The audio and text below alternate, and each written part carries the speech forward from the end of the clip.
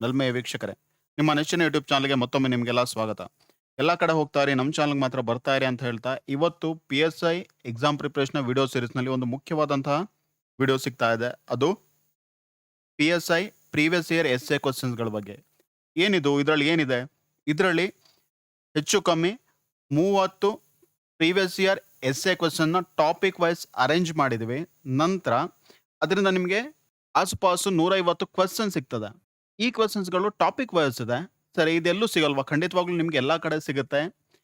ಎಲ್ಲ ಬುಕ್‌ಗಳಲ್ಲೂ ಇದೆ, ಎಲ್ಲ ವಿಡಿಯೋಸ್‌ಗಳಲ್ಲೂ ಇದೆ. ಆದರೆ ಇಲ್ಲೇ ನಿಮಗೆ ಡಿಫ್ರೆಂಟ್ ಆಗಿದೆ. ಇಲ್ಲಿ ನಿಮಗೆ ಅದನ್ನ ಟಾಪಿಕ್ ವೈಸ್ ಅರೇಂಜ್ ಮಾಡಿದ್ದೀವಿ. ಜೊತೆಗೆ ಇದರಿಂದ ನೀವು ಏನನ್ನ ಕಲಿತೀರಾ?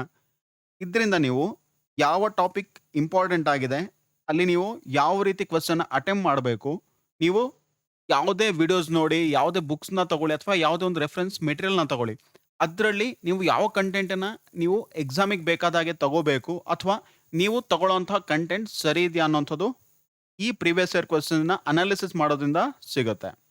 ಹಾಗಿದ್ರೆ ಇಲ್ಲಿರುವಂತಹ ಎಲ್ಲ ಟಾಪಿಕ್‌ಗಳು ನೋಡಿದ್ಮೇಲೆ ನಾವು 100% ಗೆಸ್ ಮಾಡ್ಲಿಕ್ಕಾಗತ್ತಾ? ಅಥವಾ ಇದೇ ರೀತಿಯ ಕ್ವೆಶ್ಚನ್ಸ್‌ಗಳು ಬರುತ್ತಾ? ಖಂಡಿತವಾಗ್ಲೂ ಪ್ರೆಡಿಕ್ಟ್ ಮಾಡ್ಲಿಕ್ಕಾಗಲ್ಲ. ಬಟ್ ಚಾನ್ಸಸ್ ಜಾಸ್ತಿ ಇರುತ್ತೆ. ನೀವು ಯಾವುದೇ ಎಕ್ಸಾಮ್‌ನ ನೋಡಿ, ನೀವು ಪ್ರೀವಿಯಸ್ ಇಯರ್ ಕ್ವೆಶ್ಚನ್ಸ್‌ನ ನೋಡಿದಾಗ ನಿಮಗೆ ಮುಂದಿನ ಟ್ರೆಂಡ್ ಗೊತ್ತಾಗುತ್ತೆ. ಹೆಚ್ಚು ಕಮ್ಮಿ ಅದೇ ರೀತಿ ಬರುತ್ತೆ. ಆದ ಕಾರಣದಿಂದ ಇಲ್ಲಿ ನಿಮಗೆ ಈ ಇಷ್ಟು ಟಾಪಿಕ್‌ಗಳನ್ನ ನೀವು ಅನಾಲಿಸಿಸ್ ಮಾಡಿದ್ರೆ ಮೇಯ್ನ್ ಆಗಿರುವಂಥ ಟಾಪಿಕ್ಸ್‌ಗೆ ಯಾವುದು, ನೀವು ಅದರಲ್ಲಿ ಏನನ್ನ ತಯಾರು ಮಾಡಬೇಕು ಅನ್ನೋಂಥದ್ದು ಗೊತ್ತಾಗುತ್ತೆ. ಬನ್ನಿ ಹಾಗಿದ್ರೆ ಟಾಪಿಕ್ ವೈಸ್ ಅರೇಂಜ್ ಮಾಡಿರೋದ್ರಲ್ಲಿ ಮೊದಲನೇ ಟಾಪಿಕ್ ಯಾವ್ದು ನೋಡೋಣ. ಅದು ಪೊಲೀಸ್ ಇಲಾಖೆಯ ಬಗ್ಗೆ. ಪೊಲೀಸ್ ಇಲಾಖೆಯಲ್ಲಿ ನೀವು ಏನನ್ನ ನೆನಪಲ್ಲಿ ಇಟ್ಕೊಳ್ಬೇಕು, ಯಾವ ಕ್ವೆಶ್ಚನ್ಸ್ ಬಂದಿದೆ. ಇಲ್ಲಿ ಬರ್ದಿದೀವಲ್ಲ, ಇದೆಲ್ಲ ಹಳೆ ಪ್ರಶ್ನೆ ಪತ್ರಿಕೆಯಲ್ಲಿ ಬಂದಿರುವಂಥ ಟಾಪಿಕ್. ಇಲ್ಲಿ ಅದರ ವರ್ಷವನ್ನ ಕೊಟ್ಟಿದ್ದೀವಿ. ಜೊತೆಗೆ ಅದು ಬೇರೆ ಬೇರೆ ಯಾವುದಾದ್ರೂ ಎಕ್ಸಾಮ್ಸ್ ಅಲ್ಲಿ ಇದ್ರೆ, ನಿಮ್ಮ ಸಿವಿಲ್ಸ್ ಆಗಿರ್ಬೋದು, KSRP ಆಗಿರ್ಬೋದು, ಅದನ್ನ ಮೆನ್ಷನ್ ಮಾಡಿದ್ವಿ. ಎಲ್ಲಿ ಮೆನ್ಷನ್ ಮಾಡಿಲ್ವೋ ಅದನ್ನ, ಉದಾಹರಣೆಗೆ ಇಲ್ಲಿ 1998 ಅಂತ ಇದೆ. ಇದು ಸಿವಿಲ್ ಎಕ್ಸಾಮ್ ಅಲ್ಲಿ ಬಂದಿರುವಂತಹ ಪ್ರಶ್ನೆ ಪತ್ರಿಕೆಯಲ್ಲಿ ಇರುವಂತಹ ಕ್ವೆಶ್ಚನ್. ಈಗ ಮೊದಲನೇ ಪ್ರಶ್ನೆ, ನಾನು ಕಾಣುವಂತೆ ಪೊಲೀಸರ ಸಾಮಾಜಿಕ ಪಾತ್ರ. ಇಲ್ಲಿ ನಾವು ಏನನ್ನ ಫೋಕಸ್ ಮಾಡಬೇಕು ಅದನ್ನ ನೀವು ಕಲಿಬೇಕು. ನೀವು ಕ್ವೆಶ್ಚನ್ಸ್ನ ಎಲ್ಲಿ ಬೇಕಾದ್ರೂ ಕೂಡ ನೀವು ತಗೋಬಹುದು. ಆದರೆ ಅದರಲ್ಲಿ ನೀವು ಯಾವುದನ್ನ ಅಟೆಂಪ್ಟ್ ಮಾಡಬೇಕು, ಯಾವ ರೀತಿ ಅಟೆಂಪ್ಟ್ ಮಾಡಬೇಕು ಅನ್ನುವಂಥದ್ದು ಮುಖ್ಯವಾಗುತ್ತೆ. ಇಲ್ಲಿ ನೋಡಿ, ನಾನು ಕಾಣುವಂತೆ ಪೊಲೀಸರ ಸಾಮಾಜಿಕ ಪಾತ್ರ. ಇಲ್ಲಿ ನಾವು ಯಾವುದಕ್ಕೆ ಇಂಪಾರ್ಟೆನ್ಸ್ ಕೊಡಬೇಕು? ನಮ್ಮ ವ್ಯೂಸ್ಗೆ. ನಂತರ ಪೊಲೀಸರ ಯಾವ ಪಾತ್ರಕ್ಕೆ? ಸಾಮಾಜಿಕ ಪಾತ್ರ ಹೇಳಿದ್ರೆ ಅವರು ಸಮಾಜದಲ್ಲಿ ಯಾವ ರೀತಿ ಇರಬೇಕು, ಸಾಮಾಜಿಕವಾಗಿ ಅವರ ಕೊಡುಗೆಗಳು ಏನಾಗಿರ್ಬೇಕು, ಅದನ್ನ ನಾವಿಲ್ಲಿ ಮೆನ್ಷನ್ ಮಾಡಬೇಕು. ಅನೇಕರು ಏನ್ ಮಾಡ್ತಾರೆ ಅಂತ ಹೇಳಿದ್ರೆ, ಕ್ವೆಶ್ಚನ್ಸ್ನ ಸರಿಯಾದ ರೀತಿಯಲ್ಲಿ ಅಟೆಂಪ್ಟ್ ಮಾಡಲ್ಲ, ಸರಿಯಾದ ಪಾಯಿಂಟ್ಗಳಿಗೆ ಇಂಪಾರ್ಟೆನ್ಸ್ ಕೊಡಲ್ಲ. ಉದಾಹರಣೆಗೆ ಇದೇ ಕ್ವೆಶ್ಚನ್ನ ತಗೊಳ್ಳಿ, ಇಲ್ಲಿ ಏನ್ ಮಿಸ್ಟೇಕ್ ಮಾಡ್ತೀರಾ? ನಾನು ಕಾಣುವಂತ ಹೇಳಿ ನಮ್ಮ ಪರ್ಸನಲ್ ವ್ಯೂಸ್ನ ಬರಿಬೇಕು. ಪರ್ಸನಲ್ ವ್ಯೂಸ್ ಅಂತ ಹೇಳಿದಾಗ ಬೇರೆ ಯಾರಾದ್ರು ಹೇಳಿರುವಂತಹ ಯಾವ್ದಾದ್ರು ಸಮಿತಿಯ ವ್ಯೂಸ್ನ ಹೇಳಲಿಕ್ಕೆ ಆಗಲ್ವಾ? ಖಂಡಿತವಾಗಿ ಹೇಳ್ಬೋದು, ಆದ್ರೆ ನೀವು ಅವರ ಹೆಸರನ್ನ ಮೆನ್ಷನ್ ಮಾಡ್ಲಿಕ್ಕೆ ಹೋಗ್ಬಾರ್ದು. ಅಲ್ಲಿ ಆಗೇನಾಗುತ್ತೆ, ಅದು ಆ ಕಮಿಟಿ ಹೇಳಿರುವಂತಹ ವರದಿ ಅಂತ ಆಗುತ್ತೆ. ಇಲ್ಲಿ ಕೇಳ್ತಾ ಇರುವಂಥದ್ದು ನಿಮ್ಮ ವ್ಯೂಸ್. ನಿಮ್ಮ ವ್ಯೂಸ್ ಹೇಳಿದ್ರೆ ನೀವು ಅದು ಓದಿರ್ಬೋದು, ನಿಮ್ಮ ಸ್ವಂತ ಆಗಿರ್ಬೋದು, ನೀವು ಅಬ್ಸರ್ವ್ ಮಾಡಿರುವಂಥದ್ದಾಗಿರ್ಬೋದು, ಅಥವಾ ಬೇರೆಯವ್ರು ಯಾರೋ ಹೇಳಿದನ್ನ ಕೇಳಿ ನೀವು ಪ್ರೆಸೆಂಟ್ ಮಾಡುವಂಥದ್ದು ಆಗಿರ್ಬೋದು. ಆದ್ರೆ ಆ ಕ್ರೆಡಿಟ್ನ ನೀವು ಬೇರೆಯವ್ರಿಗೆ ಕೊಟ್ರೆ ಏನಾಗುತ್ತೆ, ಅದು ಅವರ ವ್ಯೂಸ್ ಆಗುತ್ತೆ. ಇಲ್ಲಿ ಇನ್ನೊಂದು, ಪೊಲೀಸರ ಸಾಮಾಜಿಕ ಪಾತ್ರ. ಇದೆರಡಕ್ಕೂ ಕೂಡ ನೀವು ಮಹತ್ವವನ್ನು ಕೊಟ್ಟು ಈ ಪ್ರಶ್ನೆನ ಅಟೆಂಪ್ಟ್ ಮಾಡಬೇಕಾಗುತ್ತೆ. ಯಾವುದಕ್ಕೆಲ್ಲ? ನಾನು ಅನ್ನೋಂಥದ್ದು ಒಂದು, ನಿಮ್ಮ ಪರ್ಸನಲ್ ವ್ಯೂಸ್, ನಂತರ ಪೊಲೀಸರದು ಸಾಮಾಜಿಕವಾದಂತಹ ಪಾತ್ರ. ಅವರು ಸಾಮಾಜಿಕ ವಲಯದಲ್ಲಿ ಅವ್ರು ಏನೇನು ಕೆಲಸಗಳನ್ನ ಮಾಡಬಹುದು, ಅದಕ್ಕೆ ನೀವು ಹೆಚ್ಚಿನ ಪ್ರಾಮುಖ್ಯತೆಯನ್ನ ಕೊಡಬೇಕು. ಸಾಮಾಜಿಕವಾಗಿ ಪೊಲೀಸರು ಜನರ ಜೊತೆ ಏನೇನ್ ಮಾಡ್ಬೋದು? ಏನ್ ಮಾಡ್ಬೋದು? ಒಂದಷ್ಟು ಅವೇರ್ನೆಸ್ ಅನ್ನ ಕ್ರಿಯೇಟ್ ಮಾಡ್ತಾರೆ, ಒಂದಷ್ಟು ಸ್ಕೂಲ್ಗಳಿಗೆ ಹೋಗ್ತಾರೆ, ಒಂದಷ್ಟು ಕೋವಿಡ್ನಂತಹ ಕೇಸ್ಗಳಾದಾಗ ನಿಮಗೆ ಸಹಾಯಕ್ಕೆ ನಿಲ್ತಾರೆ, ಎಲ್ಲೋ ಒಂದ್ ಕಡೆ ಪ್ರವಾಹ ಬಂದಾಗ ಅವರು ಸಹಾಯಕ್ಕೆ ನಿಲ್ತಾರೆ. ಇಷ್ಟನ್ನ ಸಾಮಾಜಿಕ ಹೇಳಿದ್ರೆ ಇನ್ನೇನಿದೆ? ಇದನ್ನ ಯಾವ ರೀತಿ ನಾವು ಡಿಕೋಡ್ ಮಾಡೋದು? ನೋಡಿ, ಸಾಮಾಜಿಕ ಅಂತ ಹೇಳಿದಾಗ ಸಮಾಜದಲ್ಲಿ ಏನೇನು ಬರುತ್ತೆ ಅದನ್ನ ಪಟ್ಟಿ ಮಾಡಿ. ಮೊದಲು ಸಾಮಾಜಿಕ ಹೇಳಿದ್ರೆ ಏನ್ ಬರುತ್ತೆ? ಮೊದಲನೇದಾಗಿ ನಾನು, ನನ್ನ ಕುಟುಂಬ ಬರುತ್ತೆ. ನಂತರ ನನ್ನ ಅಕ್ಕಪಕ್ಕದಲ್ಲಿ ಇರುವಂಥವ್ರು ಬರ್ತಾರೆ. ಹೇಳಿದ್ರೆ ನಿಮ್ಮ ಶಾಲೆಗಳಾಗಿರ್ಬೋದು, ಮಾರ್ಕೆಟ್ ಆಗಿರ್ಬೋದು, ಸಮುದಾಯ ಭವನಗಳಾಗಿರ್ಬೋದು, ಅದು ಬರುತ್ತೆ. ನಂತರ ಅದರ ನಂತರ ಯಾವ್ದು ಬರುತ್ತೆ? ನಮ್ಮ ತಾಲೂಕು ಮಟ್ಟದಲ್ಲಿ, ಜಿಲ್ಲಾ ಮಟ್ಟದಲ್ಲಿ ಇರುವಂಥದ್ದು ಬರುತ್ತೆ. ನಂತರ ನಮ್ಮ ದೇಶ ಬರುತ್ತೆ. ಅದೆಲ್ಲವೂ ಕೂಡ ಬರುತ್ತೆ. ಅದಕ್ಕೆಲ್ಲಕ್ಕೆ ಸಂಬಂಧಪಟ್ಟ ಹಾಗೆ ಪೊಲೀಸರು ಏನೇನ್ ಮಾಡಬೇಕು, ಏನೇನ್ ಮಾಡಬಹುದು, ಅಲ್ಲೇನೇನು ಸವಾಲುಗಳಿದೆ, ಅದಷ್ಟನ್ನು ಕೂಡ ನೀವಿಲ್ಲಿ ಪಟ್ಟಿ ಮಾಡ್ತಾ ಹೋಗ್ಬೋದು. ನಂತರ ಸಾರ್ವಜನಿಕರಿಗೆ ಉತ್ತಮ ಸೇವೆ ಸಲ್ಲಿಸಲು ಪೊಲೀಸರ ಕಾರ್ಯನಿರ್ವಹಣೆಯಲ್ಲಿ ಯಾವ ಬದಲಾವಣೆಗಳು ಅಗತ್ಯ ಎಂಬುದು ನಿಮ್ಮ ಅನಿಸಿಕೆ. ನೋಡಿ, ಇಲ್ಲೂ ಕೂಡ ಅವ್ರು ಏನ್ ಮಾಡ್ತಾ ಇದಾರೆ? ನಿಮ್ಮ ಅನಿಸಿಕೆಯನ್ನ ಕೇಳ್ತಾ ಇದ್ದಾರೆ. ಯಾವುದಕ್ಕೆ? ಸಾರ್ವಜನಿಕರಿಗೆ ಉತ್ತಮ ಸೇವೆ. ಇಲ್ಲೂ ಕೂಡ ನೋಡಿ ಸಮಾಜ ಬಂತು, ಸಾರ್ವಜನಿಕರು ಬಂತು. ಅದರಲ್ಲಿ ಯಾವ ಬದಲಾವಣೆಗಳು ಅಗತ್ಯ? ಬದಲಾವಣೆಗಳು ಯಾವ್ದು ಅಗತ್ಯ ಅಂತ ನಿಮ್ಗೆ ಗೊತ್ತಾಗ್ಬೇಕಾದ್ರೆ ಏನಂತ ಗೊತ್ತಾಗಿರ್ಬೇಕು ಮೊದಲು? ಏನೇನೋ ಸಮಸ್ಯೆ ಇದೆ ಅಂತ ಗೊತ್ತಾಗಿರ್ಬೇಕು. ಸಮಸ್ಯೆಗಳಿದ್ರೆ ಮಾತ್ರ ಅಲ್ಲಿ ಬದಲಾವಣೆಯನ್ನ ಮಾಡ್ತೇವೆ. ಸುಮ್ನೆ ಯಾಕೆ ಬದಲಾವಣೆ ಮಾಡ್ತೀವಿ? ಅಥವಾ ಅಲ್ಲೇನಾದ್ರೂ ಅಡ್ವಾನ್ಸ್ಡ್ ಆಗಿ ಏನಾದ್ರೂ ಮಾಡಿದ್ರೆ ಇನ್ನೊಂದಷ್ಟು ಜನಕ್ಕೆ ಈ ಸೇವೆ ತಲುಪುತ್ತೆ, ಇನ್ನಷ್ಟು ಜನಕ್ಕೆ ಹೆಲ್ಪ್ ಆಗುತ್ತೆ ಅಂತ ಇದ್ದಾಗ ಅದನ್ನ ಮಾಡ್ತೇವೆ. ಅದ್ಯಾವ್ಯಾವುದು? ಅದನ್ನ ತಿಳ್ಕೊಳ್ಳೋದಕ್ಕಿಂತ ಮುಂಚೆ ನೀವು ಸಮಸ್ಯೆಗಳು ಅಥವಾ ಎಲ್ಲಿ ಇಂಪ್ರೂವ್ಮೆಂಟ್ಗೆ ಸ್ಕೋಪ್ ಇದೆ ಅನ್ನೋಂಥದ್ದನ್ನ ನೀವು ಪಟ್ಟಿ ಮಾಡಬೇಕು. ಯಾವ್ದೆಲ್ಲ ಮಾಡ್ಬೋದು ಅಲ್ಲಿ? ನೋಡಿ, ಇಲ್ಲಿ ಕೊಡೋಂಥದ್ದು ನನ್ನ ಅನಿಸಿಕೆ. ನೀವು ಮಾಡಬೇಕಾದ್ದೇನು? ನಾನು ಹೇಳಿದ್ದನ್ನ ಬರಿಬೇಕಾದ್ದಲ್ಲ. ನೀವು ಮಾಡಬೇಕಾಗಿರೋದು ಈ ರೀತಿ ಈ ಪೇಪರ್ನ ಈ ಕ್ವೆಶ್ಚನ್ಗಳನ್ನ ಅನಾಲಿಸಿಸ್ ಮಾಡಿ ಒಂದು ಅಷ್ಟು ಪಾಯಿಂಟ್ಗಳನ್ನ ಬರಿಬೇಕು. ಎಷ್ಟು? ನಿಮ್ಮ ಎಸ್ಸೆ 5-6 ಪುಟಗಳಲ್ಲಿ ತುಂಬೋ ರೀತಿ. ನಂತರ ಅದಕ್ಕೆ ಬೇಕಾದಂತಹ ಮೆಟೀರಿಯಲ್ಗಳನ್ನ ನೀವು ಕಲೆಕ್ಟ್ ಮಾಡಬೇಕು. ಯಾವ ರೀತಿ ಅನ್ನೋಂಥದ್ದು ನಿಮಗೆ ಮುಂದಿನ ವಿಡಿಯೋಗಳಲ್ಲಿ ತಿಳಿಸ್ತಾ ಹೋಗ್ತೀವಿ. ಈಗ ನೋಡಿ, ಇದೇ ಕ್ವೆಶ್ಚನ್ ತಗೊಳ್ಳೋಣ. ಯಾವ್ಯಾವ ಬದಲಾವಣೆನ ಮಾಡಬೇಕು ಪ್ರೆಸೆಂಟ್ ಆಗಿ? ಏನೇನು ಮಾಡ್ಬೋದು? ಒಂದು, ನೀವು FIR ನ ಬುಕ್ ಮಾಡ್ಲಿಕ್ಕೆ ಹೋದಾಗ ಅನೇಕ ಸಂದರ್ಭಗಳಲ್ಲಿ FIR ನ ಬುಕ್ ಮಾಡ್ಲಿಕ್ಕೆ ಆಗಲ್ಲ. ಕಾರಣ ಏನು? ಅದನ್ನ ಯಾವ ರೀತಿ ಮಾಡಬೇಕು ಅನ್ನೋಂಥದ್ದು ಗೊತ್ತಿರಲ್ಲ, ಅಥವಾ ಅಲ್ಲಿ ನಿಮಗೆ ಕನ್ಸಲ್ಟ್ ಮಾಡಲಿಕ್ಕೆ ಸರಿಯಾದಂಥ ಮಾಹಿತಿ ನೀಡುವಂಥವ್ರು ಇರಲ್ಲ, ನಿಮ್ಗೆ ಅದ್ರ ಬಗ್ಗೆ ಮಾಹಿತಿ ಇರಲ್ಲ. ಇಲ್ಲ ಹೇಳಿದ್ರೆ ಅಲ್ಲಿ ಬೇರೆ ಏನಾದ್ರು ಒಂದು ಸಮಸ್ಯೆ ಇರುತ್ತೆ, ಅದನ್ನ ಇಂಪ್ರೂವ್ ಮಾಡ್ಬೋದು. ನಂತರ ಅನೇಕ ಸಂದರ್ಭಗಳಲ್ಲಿ ಏನಾಗುತ್ತೆ, ನಿಮ್ಮ ಅಕ್ಕಪಕ್ಕದಲ್ಲಿ ಎಲ್ಲೋ ಪೊಲೀಸ್ ಸ್ಟೇಷನ್ ಇರಲ್ಲ, ಎಲ್ಲೋ ಏನೊಂದು ಘಟನೆ ನಡೀತಾ ಇದೆ, ನಿಮಗೆ ಇಮಿಡಿಯೇಟ್ ಆಗಿ ಅದನ್ನ ತಡಿಬೇಕು ಅಂತ ಹೇಳಿ ಇಮಿಡಿಯೇಟ್ ಆಗಿ ಒಬ್ರು ಪೊಲೀಸ್ ಬೇಕು. ಅವ್ರು ಅಲ್ಲಿಗೆ ಬರಲಿಕ್ಕೆ ಯಾವುದೇ ರೀತಿಯಾದಂಥ ಸೌಕರ್ಯಗಳಿಲ್ಲ. ಅದು. ನಂತರ ಇನ್ನೇನಿದೆ, ಅನೇಕ ಸಂದರ್ಭಗಳಲ್ಲಿ ಏನಾಗುತ್ತೆ, ನೀವೇನೋ ಕಂಪ್ಲೇಂಟ್ನ ಕೊಡ್ಲಿಕ್ಕೆ ಹೋಗ್ತೀರಾ, ನಿಮ್ಮ ಮನೆ ಅಕ್ಕಪಕ್ಕದಲ್ಲಿ ಏನಾದ್ರು ಒಂದು ಘಟನೆ ನಡೀತಾ ಇರ್ತದೆ, ಯಾರೋ ಒಂದು ಕಾನೂನು ಬಾಹಿರ ಚಟುವಟಿಕೆಗಳನ್ನ ಮಾಡ್ತಾ ಇರ್ತಾರೆ. ಆಗೇನಾಗುತ್ತೆ, ನೀವು ಅದಕ್ಕೆ ಮಾಹಿತಿಯನ್ನು ಕೊಡಬೇಕು, ಅದನ್ನು ತಡಿಬೇಕು ಅಂತ ಹೇಳಿದ್ರೆ ನಿಮಗೆ ಮಾಡಲಿಕ್ಕೆ ಧೈರ್ಯ ಸಾಲಲ್ಲ. ಏನಕ್ಕೆ ಅಂತ ಹೇಳಿದ್ರೆ ನಿಮ್ಮ ಹೆಸರು ನಾಳೆ ಪಬ್ಲಿಕಲ್ಲಿ ಬರುತ್ತೆ. ಆಗೇನಾಗುತ್ತೆ, ನಿಮಗೆ ಪ್ರೊಟೆಕ್ಷನ್ ಸಿಗಲ್ಲ. ಬಟ್ ಅವರಿಗೆ ನಿಮ್ಮ ಮೇಲೆ ಯಾವುದೇ ರೀತಿಯಾದಂತಹ ಕ್ರಮವನ್ನು ಕೈಗೊಳ್ಳಿಕ್ಕೆ ಅವಕಾಶ ಇದೆ. ಅವರು ಹೇಗಿದ್ರು ಸಮಾಜಘಾತಕರು, ನಿಮ್ಮ ಮೇಲೆ ಅಟ್ಯಾಕ್ ಅನ್ನ ಮಾಡ್ಬೋದು. ಅಂತ ಸಂದರ್ಭದಲ್ಲಿ ನಿಮ್ಗೆ ಏನ್ ಬೇಕು? ಪ್ರೊಟೆಕ್ಷನ್ ಬೇಕು. ಆಮೇಲೆ ಇನ್ನೇನ್ ಬೇಕಾಗತ್ತೆ, ನಿಮಗೆ ಕಾನೂನಿನ ಬಗ್ಗೆ ಸಮರ್ಪಕವಾದಂತಹ ಮಾಹಿತಿಗಳು ಸಿಗಬೇಕು. ಅದೆಲ್ಲಿ ಸಿಗುತ್ತೆ? ಕೋರ್ಟ್ಗೆ ಹೋಗ್ಬೇಕು, ಲಾರ್ನ ಹಿಡಿಬೇಕು ಅಂತ ಹೇಳಿ ಕಷ್ಟ ಆಗುತ್ತೆ. ನೋಡಿ, ಇಂಥದ್ದೆಲ್ಲ ಸಾರ್ವಜನಿಕರಿಗೆ ಹೆಲ್ಪ್ ಅನ್ನ ಮಾಡುವಂತಹ, ಸಾರ್ವಜನಿಕರ ಜೊತೆ ತುಂಬಾ ರಿಲೇಶನ್ಶಿಪ್ನ ಇಟ್ಕೊಳ್ಳುವಂತಹ ಪೊಲೀಸ್ ಇಲಾಖೆಯ ಯಾವ್ದಾದ್ರು ಸಿಬ್ಬಂದಿ ಇದ್ರೆ ಅದು ನಿಮಗೆ ಸಹಾಯ ಆಗುತ್ತೆ. ಆಮೇಲೆ ಇನ್ನೇನಾಗ್ಬೋದು, ಪೊಲೀಸ್ ಇಲಾಖೆಯಲ್ಲಿ ಅನಾನಿಮಸ್ ಆಗಿ ಹೇಳಿದ್ರೆ ನಿಮ್ಮ ಯಾವುದೇ ಹೆಸರನ್ನ ತಿಳಿಸದೆ ನೀವು ಯಾವ್ದಾದ್ರು ಫೋಟೋ ವಿಡಿಯೋಸ್ನ ಅಪ್ಲೋಡ್ ಮಾಡಿಕೊಂಡು ಅದ್ರ ಬಗ್ಗೆ ಮಾಹಿತಿಯನ್ನು ತಿಳಿಸುವಂಥದ್ದಾಗಿರ್ಬೋದು. ಅಥವಾ ಪ್ರತಿ ಹಳ್ಳಿಯಲ್ಲಿ, ಪ್ರತಿ ಗ್ರಾಮದಲ್ಲಿ ಒಬ್ಬ ನಿಮ್ಮ ಏರಿಯಾಕ್ಕೆ ಸಂಬಂಧಪಟ್ಟ ಹಾಗೆ ನಿಮ್ಮ ಏರಿಯಾದಲ್ಲಿರುವ ಎಲ್ಲಾ ಕೇಸ್ನ ಹ್ಯಾಂಡಲ್ ಮಾಡಲಿಕ್ಕೆ ಆಗುವಂತಹ ಸಿಬ್ಬಂದಿಯನ್ನ ರೇಷಿಯೋನ ಇಟ್ಕೊಳ್ಬೇಕು. ಹೇಳಿದ್ರೆ ಇಷ್ಟು ಜನಸಂಖ್ಯೆಗೆ ಇಷ್ಟು ಪೊಲೀಸ್ ಸಿಬ್ಬಂದಿ ಇರಬೇಕು ಅನ್ನೋಂಥದ್ದು, ಅದನ್ನ ಇಡ್ಬೋದು. ನಂತರ ಇಲ್ಲಿ ನೋಡಿ, ಉತ್ತಮ ಸೇವೆ ಅಂತ ಇದೆ. ಉತ್ತಮ ಸೇವೆ ಹೇಳಿದ್ರೇನು? ಪಾಸಿಟಿವ್ ಆಗಿರ್ಬೇಕು. ಅದು ನೀವು ಕೊಡುವಂಥದ್ದೇನು ಎಲ್ಲಾ ಕಡೆಗಳಲ್ಲೂ ಕೂಡ ಪಾಸಿಟಿವ್ ಮೆಸೇಜ್ ಆಗಿರ್ಬೇಕು. ನೆಗೆಟಿವ್ ಆಗಿ ಬರೀಲಿಕ್ಕೆ ಹೋಗ್ಬೇಡಿ. ನೆಗೆಟಿವ್ ಇದ್ರೂ ಕೂಡ ಅದನ್ನ ಪಾಸಿಟಿವ್ ಆಗಿ ಕನ್ವರ್ಟ್ ಮಾಡಿ ಕೊಡ್ಬೇಕಾಗತ್ತೆ. ನಂತರ ಪೊಲೀಸರಲ್ಲಿ ಅಪೀಲ್ ಅನ್ನ ಹೋಗ್ಲಿಕ್ಕೆ ಯಾವ ರೀತಿ ಕ್ರಮಗಳನ್ನ ನೀವು ತಗೋಬಹುದು, ಪೊಲೀಸ್ ಡಿಪಾರ್ಟ್ಮೆಂಟ್ ಅಲ್ಲಿ ಇನ್ನೇನೇನು ಟೆಕ್ನಾಲಜಿ ವೈಸ್ ಇಂಪ್ರೂವ್ಮೆಂಟ್ ಮಾಡ್ಬೋದು, ಅದೆಲ್ಲವನ್ನು ಕೂಡ ನೀವು ಇಲ್ಲಿ ಅಡ್ರೆಸ್ ಮಾಡಬೇಕು. ನಂತರ ಬರುವಂಥದ್ದು ಜನಸ್ನೇಹಿ ಪೊಲೀಸ್ ವ್ಯವಸ್ಥೆಯನ್ನು ಹೇಗೆ ರೂಪಿಸಬಹುದು. ಇಲ್ಲಿ ನೋಡು, ಇಲ್ಲೂ ಕೂಡ ಸಮಾಜ ಬಂತು ಅಥವಾ ಜನಪರ ಬಂತು. ಜನಸ್ನೇಹಿ ಪೊಲೀಸ್ ವ್ಯವಸ್ಥೆಯನ್ನು ಹೇಗೆ ರೂಪಿಸಬಹುದು, ಹೇಗೆ ಅನ್ನೋಂಥದ್ದು ಇಲ್ಲಿ ಏನ್ ಮಾಡ್ಬೋದು ನೀವು? ಇಲ್ಲಿ ನಿಮ್ಮ ಅಂತ ಹೇಳಿಲ್ಲ, ಆದ ಕಾರಣದಿಂದ ನೀವು ನಿಮ್ಮ ವ್ಯೂಸ್ನು ಸೇರಿಸಬಹುದು, ಬೇರೆ ವ್ಯೂಸ್ಗಳನ್ನು ಕೂಡ ಅಲ್ಲಿ ಸೇರಿಸಬಹುದು. ಆಗ ವೇಟೇಜ್ ಅದಕ್ಕೆ ಜಾಸ್ತಿ ಆಗ್ತಾ ಹೋಗುತ್ತೆ.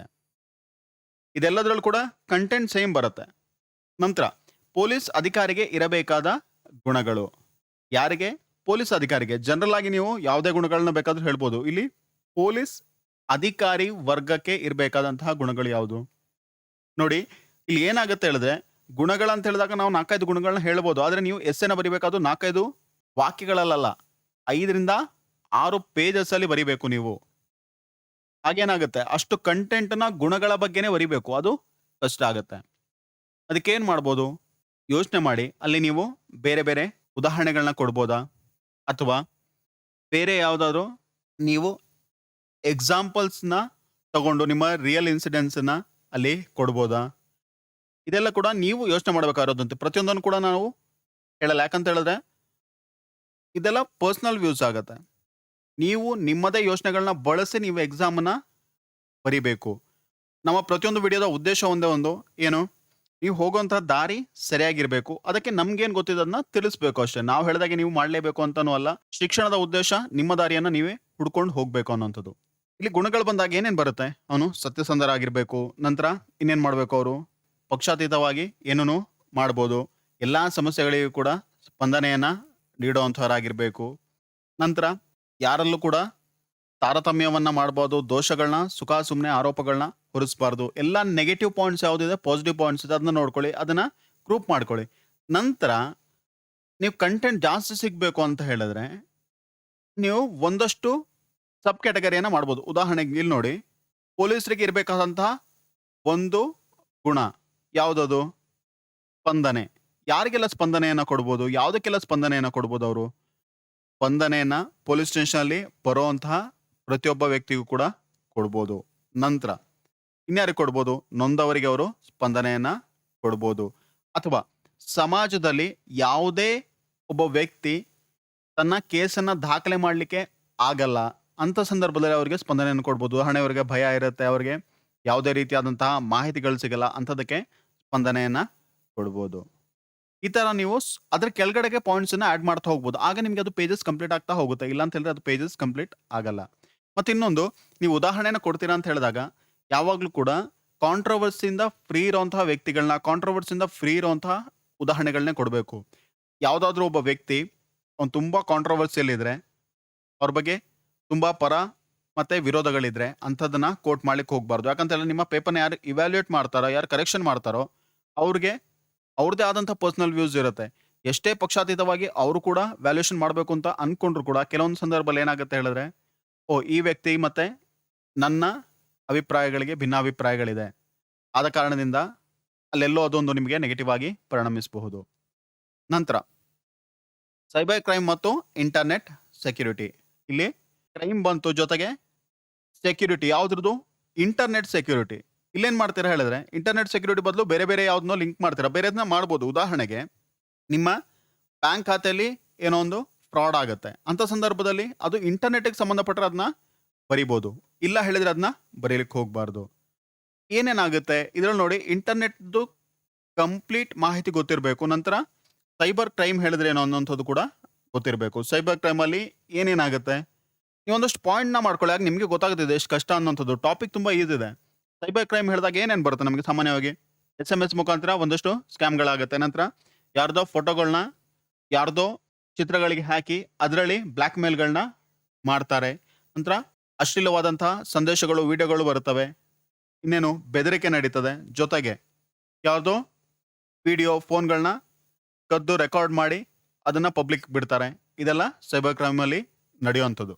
ಈಗ ಇದು ಮತ್ತೆ ಇಂಟರ್ನೆಟ್ ಯಾವ ರೀತಿ ಸಂಬಂಧವನ್ನ ಹೊಂದಿದೆ, ಅದರಲ್ಲಿ ಏನೇನು ಸಮಸ್ಯೆಗಳಿದೆ, ಅದರಲ್ಲಿ ಏನೇನು ಮಾಡಬಹುದು, ಏನೇನು ಮಾಡಬೇಕು, ಸರ್ಕಾರದಿಂದ ಇರುವಂತಹ ನಿಯಮಗಳು ಯಾವುದು, ಜೊತೆಗೆ ನಿಮಗೆ ಪೊಲೀಸ್ ಡಿಪಾರ್ಟ್ಮೆಂಟ್ ಅದರಲ್ಲಿ ಏನೇನು ಮಾಡ್ತಾ ಇದೆ, ಏನೇನು ಮಾಡ್ಲಿಕ್ಕಾಗತ್ತೆ, ಅದನ್ನ ನೀವು ತಗೊಂಡ್ರೆ ಅಲ್ಲಿ ಇನ್ನೊಂದಷ್ಟು ಪಾಸಿಟಿವ್ ಏಡ್ ನಿಮಗೆ ಸಿಗುತ್ತೆ. ಸಾಮಾನ್ಯವಾಗಿ ಏನ್ ಮಾಡ್ತಾರೆ ಅಂತ ಹೇಳಿದ್ರೆ, ಯಾವ್ದಾದ್ರು ಆಕ್ಟ್ಗಳಿರ್ಬೋದು, ರೂಲ್ಸ್ಗಳಿರ್ಬೋದು, ಅದ್ರ ಬಗ್ಗೆ ಮಾತ್ರ ತಿಳ್ಕೊಂಡಿರ್ತಾರೆ. ಆದ್ರೆ ಪೊಲೀಸ್ ಡಿಪಾರ್ಟ್ಮೆಂಟ್ ಆಕ್ಚುಯಲ್ ಇನ್ವಾಲ್ವ್ಮೆಂಟ್ ಏನಿದೆ, ಅಲ್ಲಿ ಏನೇನು ಮಾಡಿದೆ, ರೀಸೆಂಟ್ ಆಗಿ ಯಾವ್ದಾದ್ರು ಕೇಸಲ್ಲಿ ಏನಾದ್ರು ಹೊಸದಾಗಿ ಯಾವ್ದಾದ್ರು ಮೆಥಡ್ಗಳಾಗಿರ್ಬೋದು, ಕ್ರಮವನ್ನಾದ್ರೂ ತೊಡಗಿಸ್ಕೊಂಡಿದ್ರೆ ಅದನ್ನು ಕೂಡ ನೀವು ಇಲ್ಲಿ ಸೇರಿಸಬಹುದು. ಇಲ್ಲಿ ನೈತಿಕ ಪೊಲೀಸ್ಗಿರಿ ಮತ್ತೆ ಸಮಾಜ. ನೈತಿಕ ಪೊಲೀಸ್ಗಿರಿ ಅಂತ ಹೇಳಿದ್ರೇನು? ಯಾರೋ ಏನೋ ಒಂದು ಮಾಡ್ತಾ ಇರ್ತಾರೆ, ನೀವೇ ಅಲ್ಲಿ ಹೋಗಿ ನಿಮ್ಮ ಕ್ರಮವನ್ನ ತೋರಿಸೋದು, ಅವ್ರಿಗೆ ಹೊಡೆಯೋದು, ಬಡಿಯೋದು ಅನ್ನೋಂಥದ್ದು ಮಾಡೋದು. ಜೊತೆಗೆ ಸಮಾಜ. ಇಲ್ಲಿ ನೋಡಿ, ಎಲ್ಲೆಲ್ಲಿ ಮತ್ತು ಅಂತ ಇದೆಯಲ್ವಾ, ಅಲ್ಲೆಲ್ಲ ಕಡೆ ನೀವು ಎರಡೂ ಆಂಗಲ್ಗಳಲ್ಲಿ ಎರಡೂ ಟಾಪಿಕ್ಗಳನ್ನ ನೀವು ಕವರ್ ಮಾಡ್ಬೇಕಾಗತ್ತೆ. ಹೇಳಿದ್ರೆ ಇಲ್ಲಿ ನೈತಿಕ ಪೊಲೀಸ್ಗಿರಿ ಅದ್ರ ಬಗ್ಗೆನೂ ಅಡ್ರೆಸ್ ಮಾಡಬೇಕು, ಅದು ಫಸ್ಟ್ ಪಾಯಿಂಟ್. ನಂತರ ಸಮಾಜದ ಬಗ್ಗೆನೂ ಕೂಡ ನೀವು ಅಡ್ರೆಸ್ ಮಾಡಬೇಕಾಗತ್ತೆ. ಏನೇನ್ ಮಾಡ್ತೀರಾ ಇದರಲ್ಲಿ? ನೈತಿಕ ಪೊಲೀಸ್ಗಿರಿ ಹೇಳಿದ್ರೆ ಏನು ಅದನ್ನ ಬರಿಬಹುದು, ಅದು ಸಮಾಜ ಜೊತೆಗೆ ಯಾವ ಸಂಬಂಧವನ್ನು ಹೊಂದಿದೆ ಅದನ್ನ ಬರಿಬಹುದು. ನಂತರ ಕಾಮನ್ ಆಗಿ ನೀವು ಯಾವ ಡೈಮೆನ್ಷನ್ ಯೂಸ್ ಮಾಡಬೇಕು ಅಂತ ನೋಡಿ, ಅದ್ರ ಬಗ್ಗೆ ನಿಮ್ಗೆ ಹಳೆ ವಿಡಿಯೋಗಳಲ್ಲಿ ತಿಳಿಸ್ಕೊಡಿದೀವಿ. PSIದು ಸ್ಟ್ರಾಟಜಿ ವಿಡಿಯೋಸ್ ಇದೆಯಲ್ವಾ, ಅಲ್ಲಿ ಎಸ್ಸೆ ಬಗ್ಗೆ ಒಂದು ವಿಡಿಯೋ ಇದೆ. ಯಾರದನ್ನ ನೋಡಿಲ್ವೋ ನೋಡಿ, ಕಂಪ್ಲೀಟ್ ಆಗಿ ಅದರಲ್ಲಿ ಎಸ್ಸೆನ ಯಾವ ರೀತಿ ಬರಿಬೇಕು, ಅದರಲ್ಲಿ ಯಾವ ಡೈಮೆನ್ಷನ್ ಅಲ್ಲಿ ಕ್ವಶನ್ ಅಡ್ರೆಸ್ ಮಾಡಬಹುದು ಅದ್ರ ಬಗ್ಗೆ ತಿಳಿಸಿದೀವಿ. ಯಾರದನ್ನ ನೋಡಿಲ್ವೋ ಅದನ್ನ ನೋಡ್ಕೊಂಡು ಬನ್ನಿ. ಅದನ್ನ ನೋಡಿ ನಿಮ್ಗೆ ಎಸ್ಸೆನ ಫ್ರೇಮ್ ಮಾಡೋದು ಇನ್ನಷ್ಟು ಸುಲಭವಾಗುತ್ತೆ. ಪ್ರಜಾಸತ್ತಾತ್ಮಕ ಸರ್ಕಾರದಲ್ಲಿ ಪೊಲೀಸರ ಪಾತ್ರ. ಇಲ್ಲೇನ್ ಮಾಡ್ತೀರಾ? ಓ ಪೊಲೀಸರ ಪಾತ್ರ ಅಂತದೆ, ಪೊಲೀಸರ ಬಗ್ಗೆ ಬರಿತಾ ಹೋಗ್ತೀರಾ. ಆದ್ರೆ ಇಲ್ಲಿ ಕೇಳಿರುವಂಥದ್ದು ಎಲ್ಲಿ ಪೊಲೀಸರ ಪಾತ್ರ? ಪ್ರಜಾಸತ್ತಾತ್ಮಕ ಸರ್ಕಾರದಲ್ಲಿ ಹೇಳಿದ್ರೆ ಡೆಮೋಕ್ರೆಟಿಕ್ ಗವರ್ನ್ಮೆಂಟ್ ಏನಿದೆ, ನಮ್ಮ ದೇಶದ ಡೆಮೋಕ್ರಸಿ ಏನಿದೆ, ಅಲ್ಲಿ ಪೊಲೀಸರ ಪಾತ್ರ ನೋಡಿ ಅದು ತುಂಬಾ ಮುಖ್ಯ ಆಗತ್ತೆ. ಯಾಕೆ? ಇಲ್ಲಿ ನಾವು ಡೆಮೋಕ್ರಸಿಗೂ ಕೂಡ ಮಹತ್ವವನ್ನು ಕೊಡಬೇಕು. ಸುಖ ಸುಮ್ಮನೆ ಏನೋ ಒಂದು ಮಾಡ್ಲಿಕ್ಕಾಗಲ್ಲ. ಜನರ ಬಗ್ಗೆ ನಾವು ಹೆಚ್ಚಿನ ರೆಸ್ಪಾನ್ಸ್ ಅನ್ನು ತೋರಿಸ್ಬೇಕು, ಗೌರವವನ್ನು ತೋರಿಸ್ಬೇಕು. ನಮ್ದೇ ಆದಂಥ ಒಂದು ಸಂವಿಧಾನ ಇದೆ, ಅದಕ್ಕೆ ನಾವು ಬೆಲೆಯನ್ನ ಕೊಡಬೇಕು. ಅದೇ ಕಾರಣಕ್ಕೆ ನೋಡಿ ಒಂದಷ್ಟು ಕಡೆ ಮಿಲಿಟರಿ ಮತ್ತೆ ಪೊಲೀಸ್ ರೂಲ್ ಎರಡರ ಮಧ್ಯೆ ತುಂಬಾ ಕಾನ್ಫ್ಲಿಕ್ಟ್ ನಡೀತಾ ಇರ್ತದೆ. ಮಿಲಿಟರಿ ಅವರು ತುಂಬಾ ಎಕ್ಸ್ಟ್ರೀಮ್ ಅಲ್ಲಿ ಇದ್ದಾರೆ ಅಂತ ಹೇಳ್ತಾರೆ, ಪೊಲೀಸ್ನವರು ಅಷ್ಟು ಎಕ್ಸ್ಟ್ರೀಮ್ಗೆ ಹೋಗಲ್ಲ ಅಂತ ಹೇಳ್ತಾರೆ. ಆದ್ರೆ ಕೆಲವು ಸಂದರ್ಭಗಳು, ಕೆಲವು ಪರಿಸ್ಥಿತಿಗಳು ಆ ರೀತಿ ಇರುತ್ತೆ. ಆಗ ಯಾವುದು ಸರಿ ಯಾವುದು ತಪ್ಪು ಅನ್ನೋಂಥದ್ದು ದೂರದಿಂದ ನಿಂತು ಜಡ್ಜ್ ಮಾಡೋದು ತುಂಬಾ ಕಷ್ಟ ಆಗುತ್ತೆ. ನಾವು ಏನ್ ಬೇಕಾದ್ರೂ ಹೇಳ್ಬೋದು. ಸೈನಿಕ ಆಗಿರುವಂಥವ್ರು ಎಷ್ಟು ಕಷ್ಟದಿಂದ ಅಲ್ಲಿ ತಮ್ಮ ಕೆಲಸ ಕಾರ್ಯಗಳನ್ನ ನಡೆಸಬೇಕಾಗತ್ತೆ. ಅಲ್ಲಿ ಇರೋಂಥವ್ರು ಎಲ್ಲರೂ ಕೂಡ ಅಷ್ಟೊಂದು ಕ್ರೂವಲ್ ಆಗಿರ್ತಾರೆ ಅಥವಾ ಅಷ್ಟೊಂದು ಎಕ್ಸ್ಟ್ರೀಮ್ಗೆ ಹೋಗಿರ್ತಾರೆ ಅವರು ಕ್ರೈಮಲ್ಲಿ. ಅಂತ ಸಂದರ್ಭದಲ್ಲಿ ನಾವು ಅವ್ರನ್ನ ತುಂಬಾ ಸುಲಭದಲ್ಲಿ ಡೀಲ್ ಮಾಡ್ಲಿಕ್ಕೆ ಆಗಲ್ಲ. ಯಾರು ಪೊಲೀಸ್ ಡಿಪಾರ್ಟ್ಮೆಂಟ್ ಅಲ್ಲಿ ಇದೀರೋ ಹೋಗ್ತಿರೋ ಅಲ್ಲಿ ನಿಮ್ಗೆ ಅದರ ಅನುಭವ ಆಗುತ್ತೆ. ನಾವು ಇಲ್ಲಿಂದ ಏನ್ ಬೇಕಾದ್ರೂ ಹೇಳ್ಬೋದು. ಆದ್ರೆ ನೀವು ಎಸ್ಸೆನ ಬರಿಬೇಕಾದ್ರೆ ನೀವು ಎರಡನ್ನೂ ಕೂಡ ಬ್ಯಾಲೆನ್ಸ್ ಮಾಡ್ಬೇಕಾಗತ್ತೆ.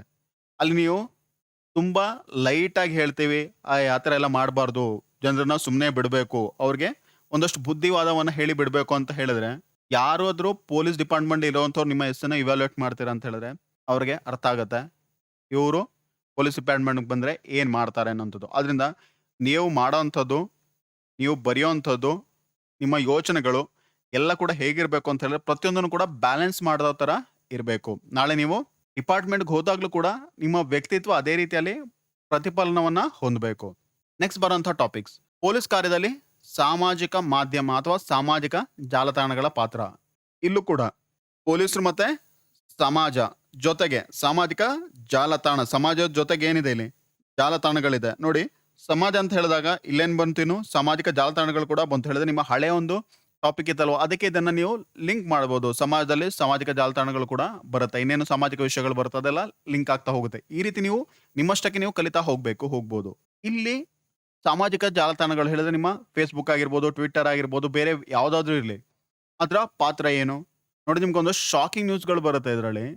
ನೀವು ಯೂಟ್ಯೂಬ್ ಅನ್ನು ತೆಗೆದು ನೋಡಿದ್ರೆ ಅಲ್ಲಿ ಹೇಗಿದೆ ಅಂತ ಹೇಳಿದ್ರೆ ಒಂದಷ್ಟು ವಿಡಿಯೋಗಳು ಗ್ಯಾಂಗ್ಸ್ಟರ್ಸ್ಗಳು ಯಾರಿದ್ದಾರೆ ಅವರ ಟಿಕ್ ಟಾಕ್ಗಳನ್ನ ಹಾಕಿ ಲಕ್ಷಗಟ್ಲೆ ಮಿಲಿಯನ್ ಗಟ್ಲೆ ವ್ಯೂಸ್ಗಳನ್ನ ಭಾರತದಲ್ಲಿ ಪಡಿತಾ ಇದ್ದಾರೆ. ಯಾರೋ ಒಬ್ಬ ಗನ್ನನ್ನು ಹಿಡ್ಕೊಂಡು ಅವ್ರ ಜೊತೆಗೆ ಇನ್ನೊಂದಷ್ಟು 10 ಜನ ಪಬ್ಲಿಕಲ್ಲಿ ಹೋಗೋವಂಥದ್ದು, ಗುಂಡಾಗಿರಿಯನ್ನ ಮಾಡೋವಂಥದ್ದು, ಅವ್ರದ್ದೇ ಫ್ಯಾನ್ ಪೇಜಸ್ ಕ್ರಿಯೇಟ್ ಆಗಿದೆ. ಯಾರೋ ಒಬ್ಬ ಒಳ್ಳೆ ವ್ಯಕ್ತಿ ಅಲ್ಲ, ಸಮಾಜ ಘಾತಕ ವ್ಯಕ್ತಿಗಳ ಫ್ಯಾನ್ ಪೇಜಸ್ ಹೇಳಿದ್ರೆ ಎಲ್ಲಿಗೆ ಹೋಗ್ತಾ ಇದೆ ಸಮಾಜ ಅದನ್ನ ತಿಳಿಸುತ್ತೆ. ನಂತರ ಇಲ್ಲಿ ಪೊಲೀಸರ ಕಾರ್ಯದಲ್ಲಿ ಅಂತ ಹೇಳಿದಾಗ 2-3 ವಿಷಯಗಳು ಬರುತ್ತೆ. ಒಂದು, ಈ ರೀತಿ ಯಾರು ಸಮಾಜಘಾತಕರು ಇದ್ದಾರೋ ಅವರ ಫ್ಯಾನ್ ಪೇಜಸ್, ನಂತರ ಪೊಲೀಸರ ಫ್ಯಾನ್ ಪೇಜಸ್. ಹೇಗಾಗ್ತದೆ ಅಂತ ಹೇಳಿದ್ರೆ ಯಾರೊಬ್ರು ಪೊಲೀಸ್ ಡಿಪಾರ್ಟ್ಮೆಂಟ್ ನ ಸೇರಿದ್ರು ಅಂತ ಹೇಳಿದ್ರೆ ಅವ್ರನ್ನ ಸಿಂಗಮ್ನ ರೀತಿ ಬಿಂಬಿಸ್ತಾರೆ. ಬಟ್ ಅದು ನಿಜವಾಗ್ಲೂ ಹಾಗಿರುತ್ತಾ? ಒಳಗಡೆ ಸ್ಥಿತಿ ಹೇಗಿರುತ್ತೆ? ಒಬ್ಬ ವ್ಯಕ್ತಿಗೆ ನಾವು ಅತಿಯಾದಂತಹ ಗೌರವವನ್ನು ಕೊಡೋದು, ಅವ್ರಿಗೆ ಅತಿಯಾದಂತಹ ಪ್ರಚಾರವನ್ನು ಕೊಡೋದು, ಅವರ ಕಾರ್ಯಕ್ಷಮತೆಯನ್ನ ಯಾವ ರೀತಿ ಚೇಂಜ್ ಮಾಡುತ್ತೆ. ಪಾಸಿಟಿವ್ ಆಗಿರ್ಬೋದು, ನೆಗೆಟಿವ್ ಆದ್ರೂ ಇರ್ಬೋದು. ಉದಾಹರಣೆಗೆ ಒಬ್ಬ ವ್ಯಕ್ತಿಯನ್ನ ತುಂಬಾ ಪ್ರಚಾರದಲ್ಲಿ ತುಂಬಾ ಮೇಲಕ್ಕಿಟ್ಟಾಗ ಆ ವ್ಯಕ್ತಿ ತುಂಬಾ ಹೆದರ್ತಾನೆ. ಯಾಕೆ? ನಾನೇನ ಒಂದು ಸಣ್ಣ ತಪ್ಪನ್ನ ಮಾಡಿದ್ರೆ ಇಷ್ಟೂ ಜನ ನನ್ನ ಬಗ್ಗೆ ಮಾತಾಡ್ತಾರೆ. ಜೊತೆಗೆ ಅದು ಫೇಕ್ ಆದ್ರೂ ಕೂಡ ಆಗಿರ್ಬೋದು. ಫೇಕ್ ಫ್ಯಾನ್ ಫಾಲೋವರ್ಸ್ ಇದ್ರೆ ಏನಾಗುತ್ತೆ, ಸುಖ ಸುಮ್ಮನೆ ಪ್ರಚಾರದ ನಿಟ್ಟಿನಲ್ಲೇ ಏನೇನೋ ಮಾಡ್ತಾ ಹೋಗ್ತಾರೆ. ರೀಸೆಂಟ್ ಆಗಿ ಒಂದು ಇನ್ಸಿಡೆಂಟ್ ಆಗಿತ್ತು ಕರ್ನಾಟಕದಲ್ಲೇ. ಅವರು ಪೊಲೀಸ್ ಅಧಿಕಾರಿಯವರು ಜನರನ್ನ ರಕ್ಷಣೆ ಮಾಡಬೇಕು ಪ್ರವಾಹದ ಸಂದರ್ಭದಲ್ಲಿ ಮಾಡಿರುವಂತಹ ಒಂದು ವಿಡಿಯೋ ತುಂಬಾ ವೈರಲ್ ಆಗಿತ್ತು. ನಂತರ ಅದು ಫೇಕ್ ಅಂತ ಹೇಳಿ ಬಂತು. ಜೊತೆಗೆ ಇನ್ನೇನ್ ಬರುತ್ತೆ ಇಲ್ಲಿ ನೋಡಿ, ಒಂದ್ ಕಡೆ ಪೊಲೀಸ್ ಆಯ್ತು, ಇನ್ನೊಂದ್ ಕಡೆಗೆ ಕ್ರೈಮ್ ಆಯ್ತು ಅಥವಾ ಕ್ರಿಮಿನಲ್ಸ್ ಆದ್ರು, ನಂತರ ಉಳಿದಿರುವಂತವ್ರು ಎಲ್ರು ಕೂಡ ಬರ್ತಾರೆ ಹೇಳಿದ್ರೆ ಸಿಟಿಸನ್ಸ್ ಆಯ್ತು. ಇವರು ಮೂರನ್ನು ಕೂಡ ಯಾವ ರೀತಿ ನಾವು ಲಿಂಕ್ ಮಾಡಬಹುದು? ಪೊಲೀಸರಿಗೆ ಮಾಹಿತಿ ಸಿಟಿಸನ್ಗಳಿಂದ ಸಿಗ್ಬೋದು ಸೋಷಿಯಲ್ ಮೀಡಿಯಾವನ್ನ ಬಳಸ್ಕೊಂಡು. ಸೋಷಿಯಲ್ ಮೀಡಿಯಾ ಅಂತ ಹೇಳಿದ್ರೆ ಈಗ ನಿಮ್ಗೆ ಹೇಳಿದೆ ಯಾವ ರೀತಿ ವಿಡಿಯೋನ ಅಪ್ಲೋಡ್ ಮಾಡ್ತಾರೆ, ಅದೊಂದಷ್ಟು ಪ್ರೂಫ್ಗಳ ರೂಪದಲ್ಲಿ ಕೂಡ ಅದು ಕನ್ಸಿಡರ್ ಆಗುತ್ತೆ. ನಂತರ ಆದಷ್ಟು ವಾರ್ನಿಂಗ್ಗಳು ಸಿಗುತ್ತೆ. ಅಥವಾ ಇನ್ನೇನಾದ್ರೂ ಮಹಿಳಾ ಪಡೆಗಳು ಮೆಸೇಜ್ಗಳ ಮೂಲಕ ಯಾವ ರೀತಿ ಅವ್ರಿಗೆ ಸಂದೇಶವನ್ನ ಕಳಿಸ್ಬೋದು, ಯಾವ ರೀತಿ ಅವ್ರನ್ನ ಟ್ರೇಸ್ ಮಾಡ್ಬೋದು, ಜೊತೆಗೆ ಕಂಪ್ಲೇಂಟ್ ಕೊಟ್ಟವ್ರನ್ನ ಯಾವ ರೀತಿ ನಾವು ಹೈಡ್ ಮಾಡ್ಬೋದು, ಅವ್ರಿಗೆ ಪ್ರೊಟೆಕ್ಷನ್ ಕೊಡ್ಬೋದು, ಇದೆಲ್ಲ ಕೂಡ ನಮಗೆ ತಿಳಿಯುತ್ತೆ. ಉದಾಹರಣೆಗೆ ಪೊಲೀಸ್ ಸ್ಟೇಷನ್ಗೆ ಹೋಗೋದಕ್ಕೆ ತುಂಬಾ ಕಡೆ ಹೆಣ್ಮಕ್ಳು ಹೆದರ್ತಾರೆ. ಯಾಕಂತ ಹೇಳಿದ್ರೆ ನಾಳೆ ಅವರ ಹೆಸರಾಗಿರ್ಬೋದು, ಅವರ ಐಡೆಂಟಿಟಿ ಆಗಿರ್ಬೋದು ಅದು ರಿವೀಲ್ ಆಗತ್ತೆ ಅಂತ. ನೀವು ಸಿಸ್ಟಮ್‌ನ ಬಳಸ್ಕೊಂಡು ಅದ್ಯಾವುದು ಗೊತ್ತಿಲ್ಲದ ಹಾಗೆ ಪೊಲೀಸ್ ಇಲಾಖೆಗೆ ಮೆಸೇಜನ್ನ ಕಳಿಸುವಂಥದ್ದನ್ನ ಮಾಡ್ಬೋದು. ಆಗೇನಾಗತ್ತೆ ಅವ್ರು ಪೊಲೀಸ್ ಸ್ಟೇಷನ್‌ಗೆ ಬಂದ್ರಾ, ಹೋದ್ರಾ ಯಾವುದು ಕೂಡ ಗೊತ್ತಾಗಲ್ಲ. ಈ ಕಡೆ ಇವ್ರು ಹೋಗ್ತಾ ಇದಾರೆ, ಇಲ್ಲಿ ಕ್ರೈಮ್ ಆಗುವಂತ ಸಾಧ್ಯತೆ ಇದೆ ಅನ್ನೋಂಥದ್ದನ್ನ ನೀವು GPS ಆನ್ ಮಾಡಿ ಇಟ್ಕೊಟ್ಟ ಕೂಡಲೇ ಅಲ್ಲಿ ಪೊಲೀಸ್ ಸ್ಟೇಷನ್‌ಗೆ ಮೆಸೇಜ್ ಹೋಗುತ್ತೆ. ಅದ್ರ ಮುಖಾಂತರ ಪೊಲೀಸ್ ಅಲ್ಲಿಗೆ ಬರ್ತಾರೆ. ಆ ಥರದನ್ನೆಲ್ಲ ಮಾಡ್ಬೋದು. ಈ ರೀತಿ ಅನೇಕ ಕ್ರಮಗಳನ್ನ ಈಗಾಗಲೇ ಇಲಾಖೆ ತಗೊಂಡಿದೆ. ಆದ್ರೆ ಅದನ್ನೆಲ್ಲ ನೀವು ಮೆನ್ಷನ್ ಮಾಡ್ತಾ ಹೋಗ್ಬೋದು. ಇಂದಿನ ಪೊಲೀಸ್ ಸವಾಲುಗಳು ಮತ್ತು ಅವಕಾಶಗಳು ನೋಡಿ. ಇದೆರಡು ಕೂಡ ಎಕ್ಸ್ಟ್ರೀಮಲ್ ಇದೆ. ಒಂದ್ ಕಡೆ ಸವಾಲಿದೆ, ಇನ್ನೊಂದ್ ಕಡೆ ಅವಕಾಶ ಇದೆ. ನೀವು ಸವಾಲುಗಳನ್ನ ಕೂಡ ನೀವು ಫೋಕಸ್ ಮಾಡಬೇಕು. ಪ್ರತಿಯೊಂದು ಸವಾಲಿನ ಮುಂದೆ ಒಂದು ಅವಕಾಶ ಇದೆ. ಉದಾಹರಣೆಗೆ ಸೈಬರ್ ಕ್ರೈಮ್. ಸೈಬರ್ ಕ್ರೈಮ್ ಅಲ್ಲಿ ಏನಾಗುತ್ತೆ, ದುಡ್ಡು ಎಲ್ಲಿ ಹೋಯ್ತು, ಏನಾಯ್ತು ಬ್ಯಾಂಕಲ್ಲಿ ಅಂತ ಗೊತ್ತಾಗಲ್ಲ. ಆದ್ರೆ ಅದು ಒಂದು ಅವಕಾಶ ಕೂಡ ಹೌದು. ಯಾಕೆ? ಅದರಿಂದ ತುಂಬಾ ದೊಡ್ಡದಾದಂತಹ ಒಂದು ಜಾಲ ಇರುತ್ತೆ. ಅದನ್ನ ನೀವು ಕಂಡುಹಿಡಿಬಹುದು. ಆದ್ರೆ ಅದೇ ಸಂದರ್ಭದಲ್ಲಿ ನಮಗೆ ಟ್ರೇಸ್ ಮಾಡ್ಲಿಕ್ಕೆ ಆಗಲ್ಲ. ಸೈಬರ್ ಅಟ್ಯಾಕ್ಗಳು ಯಾವ ದೇಶದಿಂದ ಆಗುತ್ತೆ, ಏನಾಗುತ್ತೆ ಅದು ಕೂಡ ಗೊತ್ತಾಗಲ್ಲ. ಜೊತೆಗೆ ಇನ್ನೊಂದು ಸವಾಲೇನು ನೋಡಿ, ಕೋವಿಡ್ ಬಂತು. ಕೋವಿಡ್ ಟೈಮಲ್ಲಿ ಏನಾಯ್ತು, ಪೊಲೀಸ್ ಡಿಪಾರ್ಟ್ಮೆಂಟ್‌ಗೆ ಸಿಕ್ಕಾಪಟ್ಟೆ ಕೆಲಸ ಬಂತು. ಎಲ್ಲಾ ಕಡೆ ಚೆಕ್ ಪೋಸ್ಟ್‌ನ ಹಾಕ್ಬೇಕು. ಹಗಲು ರಾತ್ರಿಯಲ್ಲಿ ಅಬ್ಸರ್ವ್ ಮಾಡ್ತಾ ಇರಬೇಕು. ಬಟ್ ಇದು ಯಾವ ರೀತಿ ಅವಕಾಶವನ್ನು ಕೊಡ್ತು? ಪೊಲೀಸ್ ಇಲಾಖೆಗೆ ಏನು ಅವಕಾಶ ಕೊಟ್ಟಿದೆ ಅಲ್ಲಿ? ಜನರ ಜೊತೆ ಜಾಸ್ತಿ ಇಂಟರಾಕ್ಟ್ ಮಾಡ್ಬೋದು. ಕ್ರೈಮ್ ಪ್ರತಿಯೊಂದು ಚೆಕ್ ಪೋಸ್ಟಲ್ಲಿ ಕೂಡ ಚೆಕ್ ಆಗ್ತಾ ಇರುತ್ತೆ. ಹಗಲು ರಾತ್ರಿ ಪೊಲೀಸ್ನವರು ಆಚೀಚೆ ಹೋಗ್ತಾ ಇರ್ತಾರೆ. ಆಗೇನಾಗತ್ತೆ, ಯಾವುದೇ ರೀತಿಯಾದಂತಹ ಸಮಾಜಘಾತಕ ಶಕ್ತಿಗಳು ಹೊರಗಡೆ ಬರೋದು ಕಷ್ಟ ಆಗತ್ತೆ. ಇದರಲ್ಲಿ ಮತ್ತೆ ಪುನಃ ಪೊಲೀಸರಿಗೆ ಏನೇನು ಸಮಸ್ಯೆ ಇದೆ, ಅವ್ರ ಮನೆಯನ್ನ ನೋಡ್ಬೇಕು, ಅವರ ಆರೋಗ್ಯವನ್ನು ನೋಡ್ಬೇಕು, ಹೊರಗಡೆ ಹೋಗಂಗಿಲ್ಲ, ನಾಳೆ ಏನಾಗತ್ತೆ ಗೊತ್ತಿಲ್ಲ, ಮನೆಯವ್ರ ಜೊತೆ ಬೆರೆಯೋ ಹಾಗಿಲ್ಲ, ಅವ್ರಿಗೆ ವರ್ಕ್ ಪ್ರೆಷರ್ ಜಾಸ್ತಿ ಆಗುತ್ತೆ. ನೋಡಿ, ಎಲ್ಲದಕ್ಕೂ ಕೂಡ ಪಾಸಿಟಿವ್ ಮತ್ತೆ ನೆಗೆಟಿವ್ ಆಸ್ಪೆಕ್ಟ್ ಇದ್ದೇ ಇರುತ್ತೆ.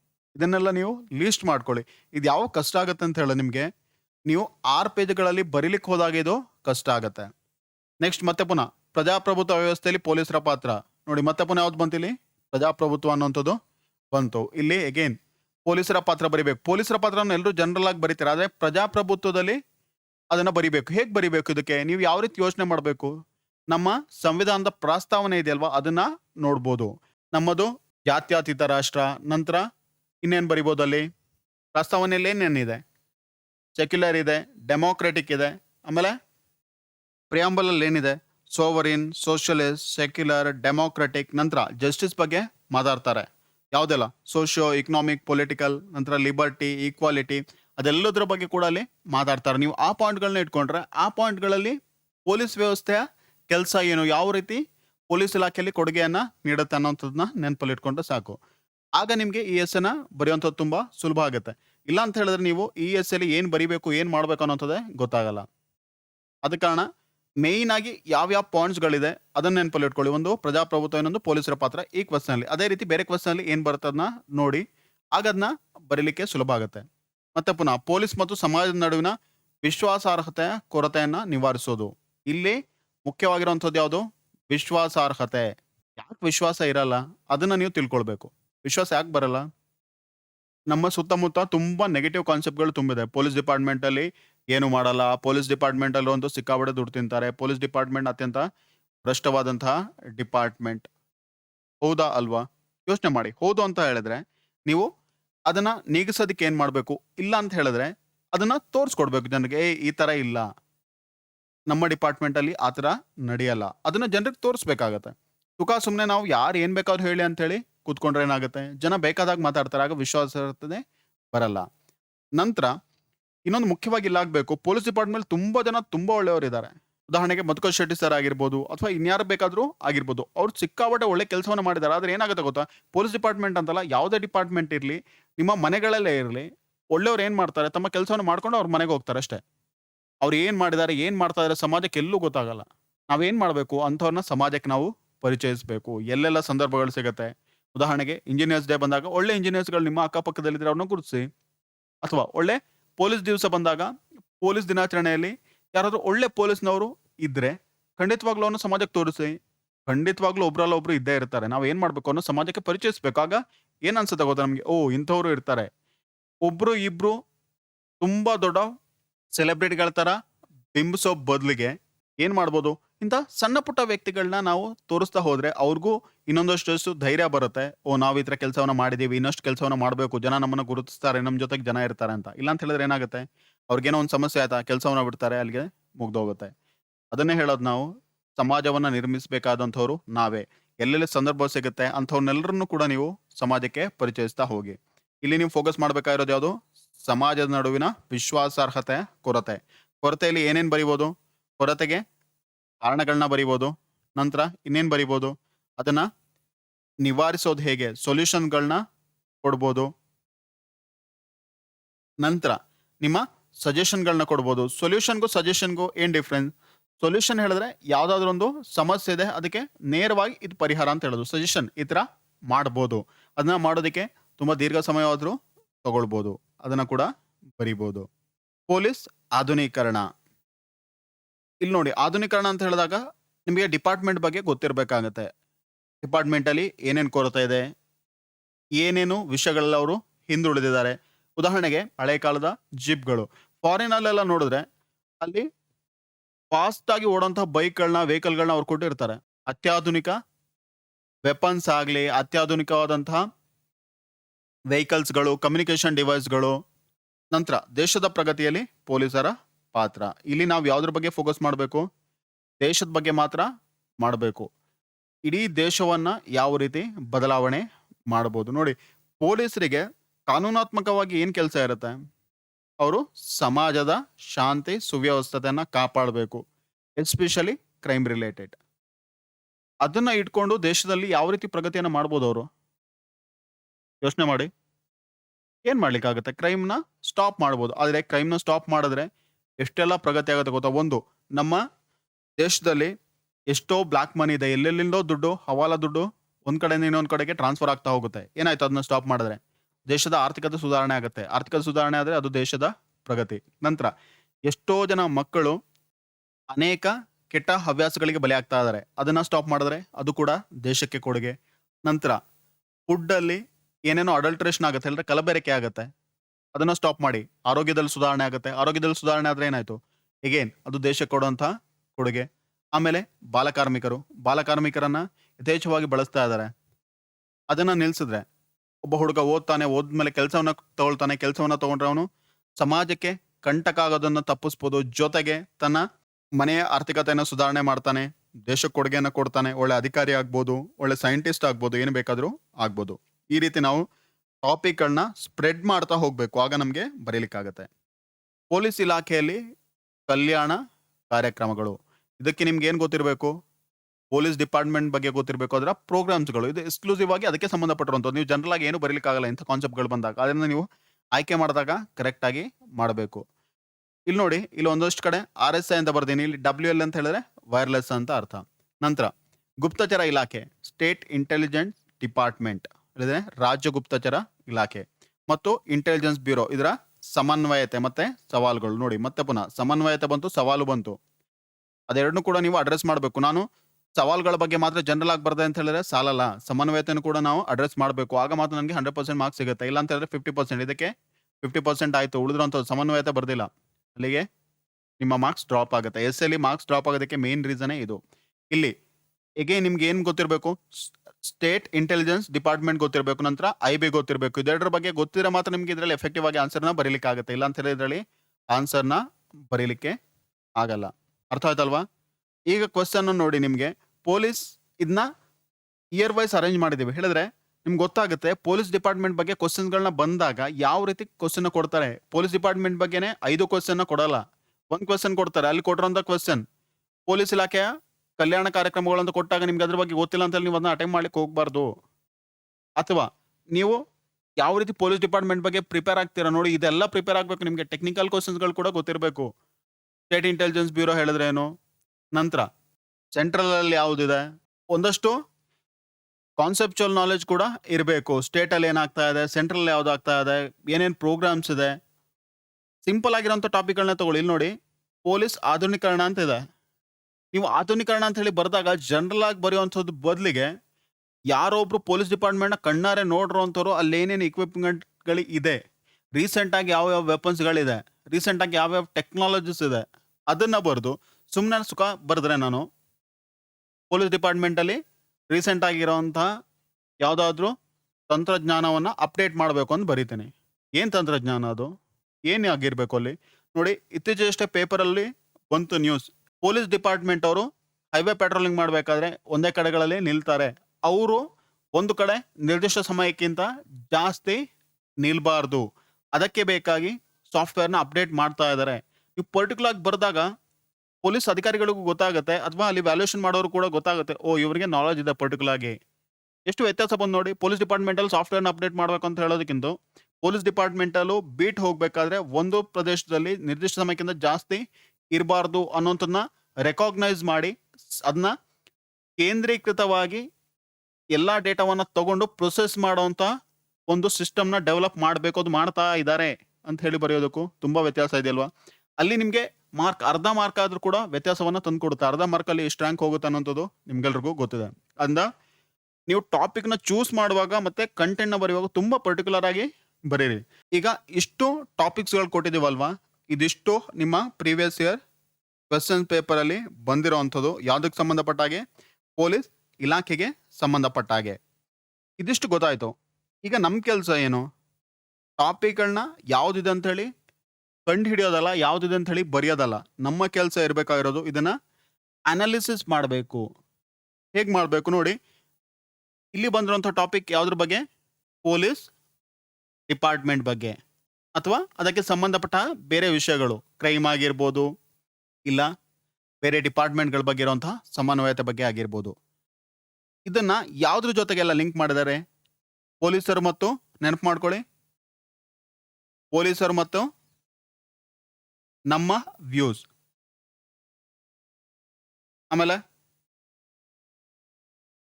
ಏನೇನು ಬದಲಾವಣೆಗಳು ಬೇಕು? ಎಗೇನ್ ಇದು ಕೂಡ ಪರ್ಸನಲ್ ವ್ಯೂಸ್. ನಾವೇನೇನು ಬದಲಾವಣೆಗಳಾಗಬೇಕು ಅಂತ ಹೇಳಿ ಹೇಳ್ತೇವೆ. ನಂತರ ಪೊಲೀಸರನ್ನ ಜನಸ್ನೇಹಿಯಾಗಿ ಯಾವ ರೀತಿ ಮಾಡಬಹುದು? ಪೊಲೀಸ್ ಡಿಪಾರ್ಟ್ಮೆಂಟಲ್ಲಿ ಇರಬೇಕಾದಂತಹ ಗುಣಗಳು ಯಾವುದು? ನೆಕ್ಸ್ಟ್ ಬಂದಿರೋವಂಥದ್ದು ಸೈಬರ್ ಕ್ರೈಮ್ ಅಥವಾ ರೀಸೆಂಟ್ ಆಗಿರುವಂತಹ ಬೇರೆ ಯಾವ ಕ್ರೈಮ್ ಬೇಕಾದರೂ ಇಲ್ಲಿ ಬರಬಹುದು. ರೀಸೆಂಟ್ ಆಗಿರುವಂತಹ ಕಾನ್ಸೆಪ್ಟ್ಗಳು, ನೈತಿಕ ಪೊಲೀಸ್, ಇದು ಕರೆಂಟ್ ಟ್ರೆಂಡಿಂಗ್ ಅಲ್ಲಿದ್ದಂತಹ ಟಾಪಿಕ್. ಇದೇ ರೀತಿ ಬೇರೆ ಯಾವುದಿದೆ ಯೋಚನೆ ಮಾಡಿ. ಪೊಲೀಸ್ ಮತ್ತೆ ಮಾಧ್ಯಮ. ನೆಕ್ಸ್ಟ್ ಪೊಲೀಸ್ ಇಲಾಖೆಗೆ ಇರುವಂತಹ ಸವಾಲುಗಳು, ಆಧುನೀಕರಣ ಪೊಲೀಸರದ್ದು, ಪ್ರಜಾಪ್ರಭುತ್ವದಲ್ಲಿ ಪೊಲೀಸರ ಪಾತ್ರ ಅಥವಾ ಅವ್ರು ಯಾವ ರೀತಿ ಕೆಲಸವನ್ನ ಮಾಡಬಹುದು. ಇನ್ನೇನಿದೆ? ದೇಶದ ಪ್ರಗತಿ, ಅಲ್ಲಿ ಪೊಲೀಸರ ಕೆಲಸ ಏನು? ನಂತರ ಡಿಪಾರ್ಟ್ಮೆಂಟ್ ಅಲ್ಲಿ ನಡೆದಿರುವಂತಹ ಕಲ್ಯಾಣದ ಕಾರ್ಯಕ್ರಮಗಳು. ಇನ್ನೇನು ಬಂದಿದೆ? ಸಮನ್ವಯದ ಕೊರತೆ. ಯಾವುದ್ರ ಮಧ್ಯೆ ಇರುವಂತಹ ಸಮನ್ವಯದ ಕೊರತೆ? ಸ್ಟೇಟ್ ಇಂಟೆಲಿಜೆನ್ಸ್ ಡಿಪಾರ್ಟ್ಮೆಂಟ್, ನಂತರ ಇಂಟೆಲಿಜೆನ್ಸ್ ಬ್ಯೂರೋ. ಇದಿಷ್ಟು ಹಳೆಯ ಪ್ರಶ್ನೆ ಪತ್ರಿಕೆಯಲ್ಲಿ ಇದ್ದಂತಹ ಟಾಪಿಕ್ಸ್ಗಳು.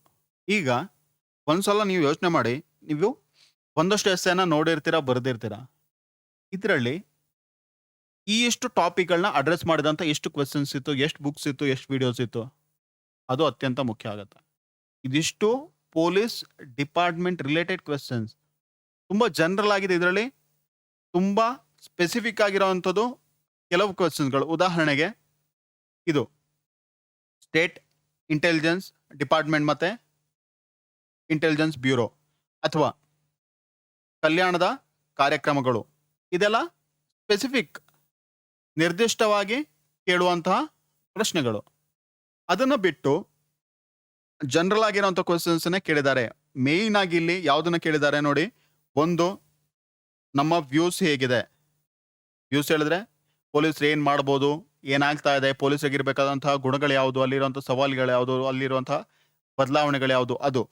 ನಂತರ ರೀಸೆಂಟ್ ಆಗಿರುವಂತಹ ಟ್ರೆಂಡ್, ನೈತಿಕ ಪೊಲೀಸ್ಗಿರಿ ಆಗಿರ್ಬೋದು, ಸೈಬರ್ ಕ್ರೈಮ್ ಆಗಿರ್ಬೋದು, ಆ ರೀತಿ ಸದ್ಯದಲ್ಲಿ ಏನೆಲ್ಲ ಘಟನೆಗಳಾಗಿದೆ. ಒಂದು ಕೋವಿಡ್ ಬಗ್ಗೆ ಸಂಬಂಧಪಟ್ಟಿರುವಂಥದ್ದು, ಇನ್ನೊಂದು ಪೊಲೀಸ್ ಮತ್ತೆ ನಕ್ಸಲಿಸಮ್ ತುಂಬಾ ಸಿಕ್ಕಾಪಟ್ಟೆ ಆಗ್ತದೆ. ನಂತರ ಒಂದಿಷ್ಟು ಕಡೆ ಈಗ ಅಶ್ಲೀಲ ವಿಡಿಯೋಗಳು, ಅದು ಸೈಬರ್ ಕ್ರೈಮ್ಗೆ ಸಂಬಂಧಪಟ್ಟಿರುವಂಥದ್ದು. ಅದೇ ರೀತಿ ಬ್ಲ್ಯಾಕ್ ಮೇಲ್ ಮಾಡ್ತಾ ಇದ್ದಾರೆ, ಅದಾಗಿರ್ಬೋದು. ನಂತರ ಬರುವಂಥ ಆ್ಯಪ್ಗಳು ನೋಡಿ, ನೀವು ಯೂಟ್ಯೂಬ್ನ ಚೆಕ್ ಮಾಡಿ ಅಥವಾ ಮೊಬೈಲ್ನ ಚೆಕ್ ಮಾಡಿ, ತುಂಬ ಆ್ಯಪ್ಗಳದ್ದು ಅಡ್ವರ್ಟೈಸ್ಮೆಂಟ್ ಬರ್ತಾ ಇದೆ. ಯಾವ ರೀತಿ ಬರ್ತಾ ಇದೆ ಅಂತಲ್ಲ, ಅದು ಯಾರಿಗೆ ಹೋಗ್ತಾ ಇದೆ, ಏನಾಗ್ತದೆ ಅನ್ನೋಂಥದ್ದೇ ಗೊತ್ತಾಗಲ್ಲ. ಮನಸ್ಸನ್ನ ಕೆಡಿಸುವಂತಹ ಆ್ಯಪ್ಗಳು, ಜನರನ್ನ ತಪ್ಪು ದಾರಿಗೆ ತಗೊಂಡು ಹೋಗುವಂತಹ ಆ್ಯಪ್ಗಳು. ರೀಸೆಂಟಾಗಿ ಲೋನ್ ಬಗ್ಗೆ ಇರುವಂಥ ಆ್ಯಪ್ಗಳ ಬಗ್ಗೆ ಸಿಕ್ಕಾಪಟ್ಟೆ ನ್ಯೂಸ್ ಇತ್ತು. ಏನು ಮಾಡ್ತಾ ಇದ್ರು ಅಲ್ಲಿ, ಆ್ಯಪಲ್ಲಿ ಸುಲಭದಲ್ಲಿ ಲೋನ್ನ ಕೊಡ್ತಾರೆ. ಕೊಟ್ಟ ಮೇಲೆ ಏನಾಗುತ್ತೆ, ಆ ಆ್ಯಪ್ ಆ ಮೊಬೈಲಲ್ಲಿ ಇರುವಂಥ ಕಂಪ್ಲೀಟ್ ಕಾಂಟ್ಯಾಕ್ಟ್ ಲಿಸ್ಟ್ನ ತಗೊಳುತ್ತೆ. ತಗೊಂಡ್ಮೇಲೆ ಸಾಲವನ್ನು ತೀರಿಸ್ಲಿಕ್ಕಾಗಿಲ್ಲ ಅಂತ ಹೇಳಿದ್ರೆ ಆ ಕಾಂಟ್ಯಾಕ್ಟ್ಗಳೆಲ್ಲರಿಗೂ ಮೆಸೇಜ್ ಹೋಗುತ್ತೆ, ಇಂಥ ವ್ಯಕ್ತಿ ಸಾಲವನ್ನು ತಗೊಳಕ್ಕೆ ಆಗಲಿಲ್ಲ. ಆಗೇನಾಗುತ್ತೆ, ಅದು ಸಮಾಜದಲ್ಲಿ ನಮ್ಮ ದೌರ್ಬಲ್ಯವನ್ನು ತೋರಿಸುತ್ತೆ. ಆ ಸಾಲವನ್ನು ತಗೊಂಡ ವ್ಯಕ್ತಿ ಆ ನೋವನ್ನು ತಾಳಕ್ಕಾಗದೆ ಆತ್ಮಹತ್ಯೆಯನ್ನು ಮಾಡ್ತಾರೆ. ಇದೆಲ್ಲ ಏನು ಮಾಡುತ್ತೆ ಹೇಳಿದ್ರೆ, RBIನ ನಿಯಮಗಳನ್ನ ಗಾಳಿಗೆ ತೂರಿ ನಡೆಯುವಂಥ ಚಟುವಟಿಕೆಗಳು, ಅಥವಾ ರಮ್ಮಿ ಆಡಿ ಇನ್ನೊಂದು ಆಡಿ ಅನ್ನೋಂಥ ಮೆಸೇಜ್ಗಳು ಬರುತ್ತೆ. ಆ್ಯಪ್ಗಳದ್ದು ಅಡ್ವರ್ಟೈಸ್ಮೆಂಟ್ ಸಿಗುತ್ತೆ. ಯಾರೋ ಇನ್ಸ್ಟಾಲ್ ಮಾಡ್ತಾರೆ, ಬ್ಯಾಂಕಿದೆಲ್ಲ ಡೀಟೇಲ್ಸ್ಗಳು ಕೊಡ್ತಾರೆ. ಅಲ್ಲಿ ಎಷ್ಟು ಬರುತ್ತೆ, ಎಷ್ಟು ಹೋಗುತ್ತೆ, ಎಷ್ಟು ಸಮಯ ವ್ಯರ್ಥ ಆಗುತ್ತೆ, ಒಂದು ಕೂಡ ಯಾರಿಗೂ ಅರಿವಾಗಲ್ಲ. ಅದನ್ನು ಬಳಸ್ಕೊಂಡು ಉಳಿದಿರುವಂಥವ್ರು ಕೆಲಸವನ್ನು ಮಾಡ್ತಾರೆ.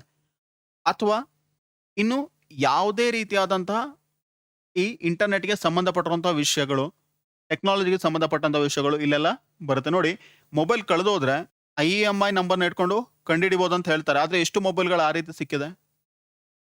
ತುಂಬ ಸಿಂಪಲ್ ಆಗಿರೋಂಥ ವಿಷಯ, ಎಲ್ಲ ಕೂಡ ಇದೆ ಅದರಲ್ಲಿ. ಆದರೆ ಅದನ್ನು ಯಾವ ರೀತಿ ಬಳಸಬೇಕು ಅನ್ನೋದು ಗೊತ್ತಿಲ್ಲ. ಇನ್ನೊಂದು, ಆನ್ಲೈನ್ ಎಜುಕೇಷನ್ ಆಗ್ತದೆ. ಆನ್ಲೈನ್ ಎಜುಕೇಷನ್ ಸಿಸ್ಟಮಲ್ಲಿ ಮಕ್ಕಳು ಮೊಬೈಲ್ನ ಯೂಸ್ ಮಾಡ್ತಾರೆ. ಮಕ್ಕಳು ಮೊಬೈಲ್ನ ಯೂಸ್ ಮಾಡಿದಾಗ ಅವ್ರಿಗೆ ಏನು ಮಾಡ್ತಾ ಇದ್ದಾರೆ, ಏನು ಕಂಟೆಂಟ್ ಸಿಗ್ತಾ ಇದೆ, ಯಾರಿಗೂ ಕೂಡ ಗೊತ್ತಾಗಲ್ಲ. ಇವನ್ ಯೂಟ್ಯೂಬಲ್ಲಿ ಕೂಡ ಕಂಟೆಂಟ್ಗಳು ಯಾವುದೇ ಕ್ಯಾಟಗರಿ ಇಲ್ಲದೆ ಸುಮ್ಮನೆ ಬರ್ತಾ ಇರ್ತದೆ. ಯಾರೋ ಒಂದು ರಿಪೋರ್ಟ್ ಮಾಡಿ ಅದು ನಂತರ ಪ್ರೊಸೆಸ್ ಆದಮೇಲೆ ಅದು ಸ್ಟಾಪ್ ಆಗುತ್ತೆ ಅಷ್ಟೇ. ನಾವು ಯಾವುದೋ ಒಂದು ವಿಡಿಯೋನ ಅಪ್ಲೋಡ್ ಮಾಡ್ತೀನಿ, ಅದು ಎಷ್ಟು ಜನಕ್ಕೆ ಹೋಗುತ್ತೆ, ಅದು ರೀಚ್ ಆದಮೇಲೆ ನಂತರ ಅಲ್ಲಿಂದ ಯಾವ್ದಾದ್ರು ಕಂಪ್ಲೇಂಟ್ ಬಂದರೆ ಆಗ ಅದು ಸ್ಟಾಪ್ ಆಗುತ್ತೆ. ಅದಕ್ಕೆ ನೋಡಿ, ಯೂಟ್ಯೂಬಲ್ಲಿ ಬರ್ತಾ ಇರ್ತದೆ, ರಿಪೋರ್ಟ್ ಮಾಡಬೇಕಿದ್ರು ಕೂಡ ಅಲ್ಲಿ ಏನಾದರೂ ಅದು ಲೋಕಲ್ ಲಾಗಳಿಗೆ, ಕಾನೂನಿಗೆ ಅತ್ಯಂತ ಕಾನೂನು ಬಾಹಿರ ರೀತಿಯಲ್ಲಿ ನಡೀತಾ ಇದೆ ಅಂತ ಹೇಳಿ ನೀವು ಇಮಿಡಿಯೇಟ್ ಆಗಿ ಅವ್ರನ್ನ ಅಪ್ರೋಚ್ ಆಗಿ, ನಮ್ಮನ್ನು ಅಪ್ರೋಚ್ ಆಗೋದಕ್ಕಿಂತ ಮುಂಚೆ ಇದನ್ನು ಮಾಡಿ ಅದನ್ನು ಮಾಡಿ ಅಂತ ಹೇಳ್ತಾರೆ. ಸೊ ಇಲ್ಲಿ ರೀಸೆಂಟ್ ಟ್ರೆಂಡ್ಗಳ ಬಗ್ಗೆ ಬರುತ್ತೆ. ಇನ್ನೇನು ಬರುತ್ತೆ, ನಂತರ ಎಕ್ಸ್ಕ್ಲೂಸಿವ್ ಆಗಿ ಪೊಲೀಸ್ ಡಿಪಾರ್ಟ್ಮೆಂಟ್ ಬಗ್ಗೆ ಬರುತ್ತೆ. ಪೊಲೀಸ್ ಡಿಪಾರ್ಟ್ಮೆಂಟ್ಗಳ ಬಗ್ಗೆ ಬಂದಾಗ ನೀವು ಅದಕ್ಕೆ ಆನ್ಸರ್ ಬರೀತೀರಾ ಅಂತ ಹೇಳಿದ್ರೆ ನಿಮಗೆ ಡಿಪಾರ್ಟ್ಮೆಂಟಿನ ಪರಿಚಯ ಇರಬೇಕು. ಪೊಲೀಸ್ ಡಿಪಾರ್ಟ್ಮೆಂಟಲ್ಲಿ ಏನೇನು ಟೆಕ್ನಾಲಜಿಕಲ್ ಡೆವಲಪ್ಮೆಂಟ್ ಆಗಬೇಕು ಅಂತ ಕೇಳಿದಾಗ ಜನರಲ್ ಆಗಿ ಬರೀಲಿಕ್ಕೆ ಆಗಲ್ಲ. ಟೆಕ್ನಾಲಜಿ ವೈಸ್ ನಾವು ಬರೀಬೇಕು. ಅಥವಾ ಯಾವುದೋ ಒಂದು ಸಮನ್ವಯದ ಕೊರತೆ ಇದೆ, ಯಾವುದಾದ್ರು ಒಂದು ಡಿಪಾರ್ಟ್ಮೆಂಟ್ಗಳ ಬಗ್ಗೆ ಕೇಳಿದಾಗ, ಇಂಟೆಲಿಜೆನ್ಸ್ ಬ್ಯೂರೋ ಮತ್ತು ಬೇರೆ ಯಾವುದೋ ಒಂದು ಡಿಪಾರ್ಟ್ಮೆಂಟ್ ಕೊಟ್ಟು ಕೇಳಿದಾಗ ನೀವು ಸ್ಪೆಸಿಫಿಕ್ ಆಗಿ ಬರೀಬೇಕು. ಅಥವಾ ನಿಮಗೆ ಅಲ್ಲಿ ಯಾವ ಹುದ್ದೆ ಮೇಲೆ ಬರುತ್ತೆ, ಯಾರಿಗೆ ರಿಪೋರ್ಟ್ ಮಾಡಬೇಕು, ಅವರ ಕರ್ತವ್ಯ ಏನು, ಆ ಥರ ಕ್ವಶನ್ ಕೇಳಿದಾಗ ನೀವು ಅದನ್ನು ಗೊತ್ತಿದ್ರೆ ಮಾತ್ರ ಬರೀಬೇಕು. ಇಲ್ಲ ಅಂತ ಹೇಳಿದ್ರೆ ಅಂಥ ಕ್ವಶನ್ನ ಅಟೆಂಪ್ಟ್ ಮಾಡಲಿಕ್ಕೆ ಹೋಗಬೇಡಿ. ಇದಿಷ್ಟು ಗೊತ್ತಾಯ್ತಲ್ವಾ? ನೀವು ಇಷ್ಟು ವಿಷಯಗಳನ್ನ ತಗೊಂಡು ಟಾಪಿಕ್ಗಳನ್ನ ಬರಿತಾ ಹೋಗಿ. ವ್ಯೂಸ್ ಬಗ್ಗೆ ಏನೇನು ಕ್ವಶನ್ಸನ್ನ ಇನ್ನೂ ಫ್ರೇಮ್ ಮಾಡ್ಬೋದು. ನೋಡಿ, ಇಲ್ಲಿ ಬಂದಿರೋಂಥ ಯಾವುದೇ ಕ್ವಶನ್ ನಿಮಗೆ ರಿಪೀಟ್ ಆದ ರೀತಿ ಕಾಣಲ್ಲ. ಇಲ್ಲಿ ನೋಡಿ, ಇಲ್ಲಿ ವ್ಯೂಸ್ ಮತ್ತು ಬದಲಾವಣೆ ಅಂತ ಇದೆ, ಇದು ಜನರಲ್ ಆಗಿದೆ. ಬಟ್ ನೀವು ಎರಡಕ್ಕೂ ಕ್ವಶನ್ಗೆ ಆನ್ಸರ್ ಬರೆಯುವಾಗ ಬೇರೆ ಬೇರೆ ರೀತಿಯಲ್ಲೇ ಬರೀಬೇಕು. ವ್ಯೂಸ್ ಅಂತ ಹೇಳಿದಾಗ ನೀವು ಏನು ಬೇಕಾದರೂ ಬರೀಬೋದು, ಅಲ್ಲಿ ನಿಮ್ಮ ಯೋಚನೆಗಳನ್ನ ಬರಿತಾ ಹೋಗ್ಬೋದು. ಬದಲಾವಣೆ ಅಂತ ಹೇಳಿದಾಗ ಎಕ್ಸ್ಕ್ಲೂಸಿವ್ ಆಗಿ ಅಲ್ಲಿ ಏನು ಬದಲಾವಣೆ ಆಗಬೇಕು ಅದ್ರ ಬಗ್ಗೆ ಬರಿಬೇಕಾಗತ್ತೆ. ಅರ್ಥ ಆಯ್ತಲ್ವಾ? ಈಗ ಇನ್ನು ಯಾರ ಥರನೂ ಇಂಪಾರ್ಟೆಂಟ್ ಟಾಪಿಕ್ ಯಾವುದು ಅಂತ ಕೇಳೋಕೆ ಹೋಗಬೇಡಿ. ಕಂಪ್ಲೀಟ್ ಇದರಲ್ಲಿ ಮಾಹಿತಿ ಸಿಕ್ಕಿದೆ. ಈಗ ನೀವು ಮಾಡಬೇಕಾದ ಕೆಲಸ ಏನು, ಇಷ್ಟು ಟಾಪಿಕ್ಗಳನ್ನ ಬಿಟ್ಟು ಬೇರೆ ಏನೇನು ಟಾಪಿಕ್ಗಳು ಬರ್ಬೋದು. ರೀಸೆಂಟ್ ಟ್ರೆಂಡಲ್ಲಿ ಯಾವುದಿದೆ ಹುಡುಕಿ, ಯಾವ್ದಾದ್ರು ಒಂದು ಕರೆಂಟ್ ಅಫೇರ್ಸ್ ಮ್ಯಾಗ್ಝಿನ್ನ ತಗೊಳ್ಳಿ, ಆಗ ಎಲ್ಲ ಮಾಹಿತಿ ಅಲ್ಲಿ ಸಿಗುತ್ತೆ. ಏನೇನು ರೀಸೆಂಟ್ ಟಾಪಿಕ್ಸ್ ಇದೆ, ಎಲ್ಲೆಲ್ಲ ಪೊಲೀಸ್ ಇಲಾಖೆ ಹೆಸರುಗಳು ಬಂದಿದೆ, ಅಥವಾ ಪೊಲೀಸ್ ಇಲಾಖೆಗೆ ಒಂದು ಹೊಸ ಸವಾಲು ಬಂದಿದೆ, ಅದನ್ನು ಬರೀರಿ. ನಂತರ ಪೊಲೀಸ್ ಇಲಾಖೆ ಬಗ್ಗೆ ಒಂದಷ್ಟು ವಿಚಾರಗಳನ್ನ ತಿಳ್ಕೊಳ್ಳಿ. ಟೆಕ್ನಿಕಲ್ ಆಗಿರೋವಂಥದ್ದು ಆ ಪಾಯಿಂಟ್ಗಳನ್ನ ನೀವು ಮೆನ್ಷನ್ ಮಾಡಿದ್ರೆ ಖಂಡಿತವಾಗ್ಲೂ ಯಾರು ಪೇಪರ್ನ ವ್ಯಾಲ್ಯೂಯೇಟ್ ಮಾಡ್ತಾರೋ ಅವ್ರಿಗೆ ಖುಷಿ ಆಗೇ ಆಗುತ್ತೆ. ಅರ್ಧ ಮಾರ್ಕ್ ಕೂಡ ಜಾಸ್ತಿ ಮಾಡಬೇಕು ಅಂತ ಹೇಳಲ್ಲ, ಒಂದು ವ್ಯಾಲಿಡ್ ಪಾಯಿಂಟ್ ಇರಬೇಕು, ವ್ಯಾಲಿಡ್ ಆರ್ಗ್ಯುಮೆಂಟ್ ಇರಬೇಕು, ಒಂದು ವ್ಯಾಲಿಡ್ ಡೇಟಾ ಇರಬೇಕು. ಆಗ ಮಾತ್ರ ನಿಮ್ಮ ಮಾರ್ಕಲ್ಲಿ ಜಾಸ್ತಿ ಆಗ್ತಾ ಹೋಗುತ್ತೆ. ಬರೀ ಅರ್ಧ ಮಾರ್ಕ ಯೋಚನೆ ಮಾಡಬೇಕು. ನೋಡಿ, ಅರ್ಧ ಮಾರ್ಕಲ್ಲಿ ನಿಮ್ಮ ರ್ಯಾಂಕ್ ಹೋಗುತ್ತೆ. ಈ ಸಲ ಎಷ್ಟು ವೇಕೆನ್ಸಿ ಇದೆ, ಎಷ್ಟು ಜನ ಬರೀತಾರೆ ಅನ್ನೋಂಥದ್ದು ಮುಖ್ಯ ಇಲ್ಲಿ. 1 ಮಾರ್ಕ್, ಅರ್ಧ ಮಾರ್ಕ್ ಕೂಡ ನಿಮ್ಮ ಇಡೀ ಚಿತ್ರಣವನ್ನು ಬದಲಿಸುತ್ತೆ. ಒಂದ್ಸಲ ನೀವು ಹಳೆ ಸೆಲೆಕ್ಷನ್ ಲಿಸ್ಟ್ಗಳನ್ನ ನೋಡಿ, ಆಗ ನಿಮ್ಗೆ ಗೊತ್ತಾಗುತ್ತೆ ಯಾವ ಮಾರ್ಕಿಂದ ಯಾವ ಮಾರ್ಕಿಗೆ ಎಷ್ಟು ರ್ಯಾಂಕ್ಗಳು ಜಂಪ್ ಆಗಿದೆ ಅಂತ. ನೀವು ಅದನ್ನು ನೋಡಿದ್ರೆ ಖಂಡಿತವಾಗ್ಲೂ ಯಾವುದನ್ನು ನೆಗ್ಲೆಕ್ಟ್ ಮಾಡಲ್ಲ. ಆದ ಕಾರಣದಿಂದ ನೀವು ಟಾಪಿಕ್ನ ಸೆಲೆಕ್ಟ್ ಮಾಡ್ಬೇಕಾದ್ರೆ, ಕಂಟೆಂಟನ್ನು ಬರಿಬೇಕಾದ್ರೆ ತುಂಬ ಜಾಗರೂಕತೆಯಿಂದ ಬರಿಬೇಕು. ಉದಾಹರಣೆಗೆ ಈಗ ಇದು 5 ಟಾಪಿಕ್ಗಳನ್ನ ಕೊಟ್ಟಿದ್ದಾರೆ ನಿಮ್ಗೆ ಎಸ್ಸೆ ಬರೀರಿ ಅಂತ ಹೇಳಿದ್ರೆ, ನೀವು ಎಂಥ ಟಾಪಿಕ್ನ ಚೂಸ್ ಮಾಡಬೇಕು, ನಿಮ್ಗೆ ಅದ್ರ ಮೇಲೆ ಸಂಪೂರ್ಣವಾದಂಥ ಹಿಡಿತಾ ಇರಬೇಕು. ನಾನು ಸೈಬರ್ ಕ್ರೈಮ್ ಬಗ್ಗೆ ಬರಿತೀನಿ ಅಂತ ತೊಗೊಂಡ್ರೆ, ಸೈಬರ್ ಕ್ರೈಮ್ ಎಲ್ಲ ಗೊತ್ತು, ಅಲ್ಲಿ ಎಲ್ಲ ಮೊಬೈಲ್ ಫ್ರಾಡ್ ಆಗ್ತಾ ಇದೆ, ಇನ್ನೊಂದು ಕಡೆ ಇನ್ನೊಂದು ಆಗ್ತಾ ಇದೆ ಅಂತ ಹೇಳಿ ಬರೆದ್ರೆ ಅಲ್ಲಿ ನೀವು ಎಕ್ಸಾಕ್ಟ್ ಆಗಿ ಡೇಟಾವನ್ನ ಕೊಡ್ತೀರಾ? ಒಂದಷ್ಟು ಉದಾಹರಣೆಗಳನ್ನ ಕೊಡ್ತೀರಾ? ನಿಮ್ಗೆ ಕರೆಕ್ಟಾಗಿ ಗೊತ್ತಿದೆಯಾ ಸೈಬರ್ ಕ್ರೈಮಲ್ಲಿ ಯಾವುದು ರೀಸೆಂಟ್ ಆಗಿ ಇಶ್ಯೂ ಆಗಿದೆ? ಯಾವ ವೈರಸ್ ಬಂದಿತ್ತು? ಅಥವಾ ಯಾವ ದೇಶದಿಂದ ಸೈಬರ್ ಅಟ್ಯಾಕ್ ಆಗಿದೆ? ಯಾವ ಟೂಲ್ಸ್ ಅನ್ನ ಯೂಸ್ ಮಾಡ್ತಾರೆ? ಅದನ್ನೆಲ್ಲ ನೀವು ಇನ್ಕ್ಲೂಡ್ ಮಾಡಿ ಬರೆದ್ರೆ ನಿಮ್ಮ ವೇಟೇಜ್ ಜಾಸ್ತಿ ಆಗ್ತಾ ಹೋಗುತ್ತೆ. ನೀವು ಅದನ್ನ ಬಿಟ್ಟು ಬರೆದ್ರೆ ನಿಮ್ಮ ಎಸ್ಸೆದು ವೇಟೇಜ್ ಕಮ್ಮಿ ಆಗುತ್ತೆ. ಯಾವಾಗ ಇನ್ನೊಬ್ರು ಅದನ್ನ ಬರೆದ್ರೆ. ಆದ ಕಾರಣದಿಂದ ಅದನ್ನ ಯೋಚನೆ ಮಾಡ್ಕೊಂಡು ಬರೀರಿ. ಖಂಡಿತವಾಗ್ಲೂ ಉಳಿದವ್ರು ಬರೆಯಲ್ಲ ಅಂತ ಅನ್ಕೋಬೇಡಿ. ಎಲ್ಲರೂ ಕೂಡ ಓದ್ಕೊಂಡೇ ಹೋಗಿರ್ತಾರೆ. ಈಗ ನೆಕ್ಸ್ಟ್ ಬರುವಂಥದ್ದು ಇದಕ್ಕೆ ಯಾವ ಬುಕ್, ಯಾವ ಸೋರ್ಸನ್ನ ರೆಫರ್ ಮಾಡಬೇಕು. ಸೋರ್ಸ್ ಏನೂ ಇಲ್ಲ. ನೀವು ಯಾವುದೇ ಬುಕ್ಕನ್ನು ತಗೊಳ್ಳಿ, ಯಾವುದೇ ಸೋರ್ಸನ್ನು ತಗೊಳ್ಳಿ, ನೀವು ಅಲ್ಲಿಂದ ತಗೋಬೇಕಾಗಿರೋದು ಇಷ್ಟೇ. ಏನು? ಒಂದು ಇಂಟ್ರೊಡಕ್ಷನ್ ಅಥವಾ ಪ್ರಾಸ್ತಾವನೆಯಲ್ಲಿ ಏನನ್ನ ಬರಿಬೇಕು ಅನ್ನೋಂಥದ್ದು ತಗೊಳ್ಳಿ. ಅಲ್ಲೊಂದಷ್ಟು ಡೇಟಾನ, ಇನ್ಸಿಡೆಂಟಾ ಅಥವಾ ಯಾರ್ದಾದ್ರೂ ಕೋಟ್ ಹೇಳಿದ್ರೆ ಹೇಳಿಕೆ, ನುಡಿಗಟ್ಟು ಅಂಥದನ್ನ ಕೊಟ್ಟಿರ್ತಾರೆ. ಅದನ್ನ ಬರ್ಕೊಳ್ಳಿ. ಆಮೇಲೆ ಏನು ಮಾಡಬೇಕು? ಮೈಂಡ್ ಮ್ಯಾಪನ್ನ ಬರಿಬೋದು. ಮೈಂಡ್ ಮ್ಯಾಪ್ ಅಂತ ಹೇಳಿದ್ರೆ ಏನು? ಈಗ ಪೊಲೀಸರಿಗೆ ಇರಬೇಕಾದಂಥ ಗುಣ ಅಂತ ಕೊಟ್ಟಿರ್ತಾರೆ. ಆ ಗುಣದಲ್ಲಿ ನೀವು ಒಂದಷ್ಟು ಲಿಸ್ಟ್ ಮಾಡ್ತಾ ಹೋಗಿ. ಏನು? ಇಲ್ಲಿ ಗುಣ ಅಂತ ಹೇಳಿ ಬರೀತೀರಾ. ನಂತರ ಯಾವ್ಯಾವ ಗುಣ ಆ ಬುಕ್ಕಲ್ಲಿ, ಆ ಸೋರ್ಸಲ್ಲಿ ಅಥವಾ ಎಲ್ಲಾದರೂ ನಿಮಗೆ ಉಳಿದಿರೋಂಥದ್ದಾದರೂ ಆಗಿರ್ಬೋದು, ಅದನ್ನ ಬರಿತಾ ಹೋಗಬೇಕು. ಉದಾಹರಣೆಗೆ ಇಲ್ಲಿ ಗುಣ ಏನು? ಅವರು ಪಾರ್ಶಾಲಿಟಿಯನ್ನು ಮಾಡಬಾರ್ದು, ಪಕ್ಷಾತೀತವಾಗಿ ಇರಬೇಕು. ನಂತರ ಯಾವುದೇ ರೀತಿಯಾದಂತಹ ಜಾತಿ, ವ್ಯಕ್ತಿ, ಸಂಘಟನೆಗೆ ಅವರು ಬೆಂಬಲವನ್ನ ಸೂಚಿಸಬಾರ್ದು. ಇನ್ನು ಎಲ್ರಿಗೂ ಒಂದೇ ರೀತಿಯಾದಂತಹ ಸ್ಪಂದನೆಯನ್ನ ತೋರಿಸ್ಬೇಕು. ಈ ರೀತಿ ಒಂದು 5 ಪಾಯಿಂಟ್ಗಳನ್ನ ಬರಿತಾ ಹೋಗಿ. ಅದಕ್ಕಿಂತ ಜಾಸ್ತಿ ಬರೀಲಿಕ್ಕೆ ಹೋಗಬೇಡಿ. ಒಂದು ಶೀಟಲ್ಲಿ ನಿಮಗೆ ಕಂಪ್ಲೀಟ್ ಆದಂಥ ಇನ್ಫಾರ್ಮೇಶನ್ ಸಿಗಬೇಕು. ಮತ್ತೆ ಪುನಃ ನೀವು ಬುಕ್ಕನ್ನು ಓದೋದು, ನೋಡೋದು ಮಾಡಕ್ಕೆ ಹೋಗ್ಬಾರ್ದು. ನೀವು ತುಂಬ ಸಣ್ಣಕ್ಕೆ ಬರೀತೀರಾ ಅಂತ ಹೇಳಿದ್ರೆ ಒಂದು A4 ಶೀಟಲ್ಲಿ 5ರಿಂದ 6 ಟಾಪಿಕ್ಗಳನ್ನ ನೀವು ಕವರ್ ಮಾಡ್ಲಿಕ್ಕೆ ಆಗತ್ತೆ ಒಂದು ಪೇಪರಲ್ಲಿ. ಅಷ್ಟನ್ನ ಮಾತ್ರ ಮಾಡಿ ಇಟ್ಕೊಳ್ಬೇಕು. ನಂತರ ಡೇಟಾಗಳನ್ನ ತಗೊಳ್ಳಿ, ಕೋಡ್ಸ್ಗಳನ್ನ ತಗೊಳ್ಳಿ. ನಂತರ ಇನ್ಯಾವುದಾದ್ರು ಘಟನೆಗಳು, ಇನ್ಸಿಡೆಂಟ್ ಆಗಿರ್ಬೋದು, ಸುಪ್ರೀಂ ಕೋರ್ಟ್ದು ಜಡ್ಜ್ಮೆಂಟ್ ಆಗಿರ್ಬೋದು, ಇಂಥದ್ನೆಲ್ಲ ನೀವು ಇನ್ಕ್ಲೂಡ್ ಮಾಡಿದಾಗ ಅದರ ವೇಟೇಜ್ ಜಾಸ್ತಿ ಆಗ್ತಾ ಹೋಗುತ್ತೆ. ಇದೆಲ್ಲ ಎಲ್ಲಿಂದ ಸಿಗುತ್ತೆ? ಮೇಯ್ನ್ ಆಗಿ ನಿಮಗೆ ಸಿಗ್ಬೋದಾದಂಥ ಸೋರ್ಸ್ಗಳು. ಒಂದು ಯಾವ್ದಾದ್ರು ರೆಫರೆನ್ಸ್ ಬುಕ್ಗಳು, ಅದು ನೀವು ಯಾವ್ದು ನೋಡಿರ್ತೀರಾ, ಯಾವ್ದು ನೋಡ್ತೀರಾ ಅನ್ನೋದು ನಿಮಗೆ ಗೊತ್ತಿದೆ. ಅದರಲ್ಲಿ ಎಷ್ಟು ವ್ಯಾಲಿಡ್ ಕಂಟೆಂಟ್ ಇದೆ ಅನ್ನೋಂಥದ್ದು ನೋಡಿ. ಸುಲಭದಲ್ಲಿ ಫ್ರೀಯಾಗಿ ಸಿಗೋವಂಥದ್ದು ಇಲ್ಲಿ ಒಂದು ಇಂಟರ್ನೆಟ್ಟಲ್ಲಿ ಹೇಗೆ ಹುಡುಕ್ಬೇಕು? ಇಂಟರ್ನೆಟ್ಟಲ್ಲಿ ಜಸ್ಟ್ ಯಾವುದೋ ಒಂದು ಟಾಪಿಕ್ನ ಕೊಡಬೇಕಿರೋ ನೀವು UPSC ಅನ್ನೋಂಥ ವರ್ಡನ್ನ ಸೇರಿಸಿ. ಆಗ ನಿಮಗೆ ಇದೆಲ್ಲ ಸಿಗುತ್ತೆ. ಡೇಟಾಗಳು, ಕೋಡ್ಗಳು, ಫ್ಯಾಕ್ಟ್ಗಳು ಎಲ್ಲವೂ ಅಲ್ಲಿ ಆಟೋಮೆಟಿಕ್ ಆಗಿ ಬರುತ್ತೆ. ಇನ್ನೊಂದು, ನೀವು ಯಾವುದೇ ಸರ್ಚಿನ ಮುಂದೆ ಡೇಟಾ, ಫ್ಯಾಕ್ಟ್, ಕೋಟ್, ಇನ್ಸಿಡೆಂಟ್ ಆ ಥರದನ್ನ ಸೇರಿಸಿ ಹೇಳಿದ್ರೆ, ಉದಾಹರಣೆಗೆ ಸೈಬರ್ ಕ್ರೈಮ್ ಅಂತ ಕೊಟ್ಟು ಗೂಗಲಲ್ಲಿ ಅದರ ಮುಂದೆ UPSC ಅಂತ ಹಾಕಿ. Cyber crime UPSC. ಯಾಕೆ UPSC ಅಂತ ಹೇಳ್ತೀನಿ ಅಂತ ಹೇಳಿದ್ರೆ, ಅವರು ಎಕ್ಸಾಮ್ ಓರಿಯೆಂಟೆಡ್ ಕಂಟೆಂಟ್ನ ಮಾತ್ರ ಕೊಟ್ಟಿರ್ತಾರೆ. ಡೇಟಾಗಳು, ಕೋಟ್ ಆಗಿರೋ ಸಿಕ್ಕಾಪಟ್ಟೆ ಕೊಟ್ಟಿರ್ತಾರೆ. ಅದ್ರಲ್ಲಿ ನಿಮಗೆ ಬೇಕಾಗಿರೋಂಥ ಒಂದು 4-5 ಪಾಯಿಂಟ್ಗಳನ್ನ ತೊಗೊಂಡ್ರೆ ಆಯ್ತು ಅಷ್ಟೇ. ನಂತರ ಸೈಬರ್ ಕ್ರೈಮ್ ಡೇಟಾ ಅಂತ ಹೇಳಿ ಕೊಡಿ. ಆಗ ಒಂದಷ್ಟು ಫ್ಯಾಕ್ಟ್ಗಳು ಬರುತ್ತೆ. ಎಲ್ಲಿ ಏನಾಯ್ತು, ಎಷ್ಟು ಸೈಬರ್ ಕ್ರೈಮ್ ಜಾಸ್ತಿ ಆಗ್ತಾ ಇದೆ, ಯಾವ ದೇಶದಿಂದ ನಡೀತಾ ಇದೆ, ಅಥವಾ ಯಾವ ಸಿಸ್ಟಮ್ಗಳಿಗೆ ಜಾಸ್ತಿ ಅದು ಅಟ್ಯಾಕ್ ಆಗ್ತಾ ಇದೆ, ವಿಂಡೋಸಾ, ಆಂಡ್ರಾಯ್ಡಾ, ಐಫೋನಾ, ಈ ಥರದ್ದು. ನಂತರ ಸೈಬರ್ ಕ್ರೈಮ್ ಫ್ಯಾಕ್ಟ್ ಅಂತ ಕೊಡಿ. ಸೈಬರ್ ಕ್ರೈಮ್ ರಿಲೇಟೆಡ್ ಕೋಟ್ಸ್ ಅಂತ ಹೇಳಿಕೊಡಿ. ಯಾರಾದರೂ ಟೆಕ್ನಿಕಲ್ ಎಕ್ಸ್ಪರ್ಟ್ಗಳಿದ್ರೆ ಅವ್ರು ಕೊಟ್ಟಿರೋಂಥ ಕೋಟ್ಸ್ ಬರುತ್ತೆ, ಅದನ್ನ ಬರೀರಿ. ಸುಮ್ಮನೆ ಯಾರೋ ಒಂದು ಹೇಳಿದ್ರು, ಯಾವುದೋ ನ್ಯೂಸ್ ಬರೀಲಿಕ್ಕೆ ಹೋಗಬೇಡಿ. ಇದು ನೀವು ಗೂಗಲಲ್ಲಿ ಸರ್ಚ್ ಮಾಡುವಾಗ ನೆನಪಲ್ಲಿ ಇಟ್ಕೊಳ್ಬೇಕಾದಂಥ ವಿಚಾರ. ನಾನು ಹೇಳದಿದ್ರೆ ನೀವು ಈ ಪ್ರೋಸೆಸ್ನ ಫಾಲೋ ಮಾಡಿದ್ರೆ ನಿಮಗೆ ಬೇಕಾಗಿರೋಷ್ಟು ಕಂಟೆಂಟ್ ಸಿಕ್ಕೇ ಸಿಗುತ್ತೆ. ಇದು ಈ ವಿಡಿಯೋದ ಮುಖ್ಯ ಉದ್ದೇಶ. ಏನು ಮಾಡಬೇಕಿತ್ತು ನೀವು?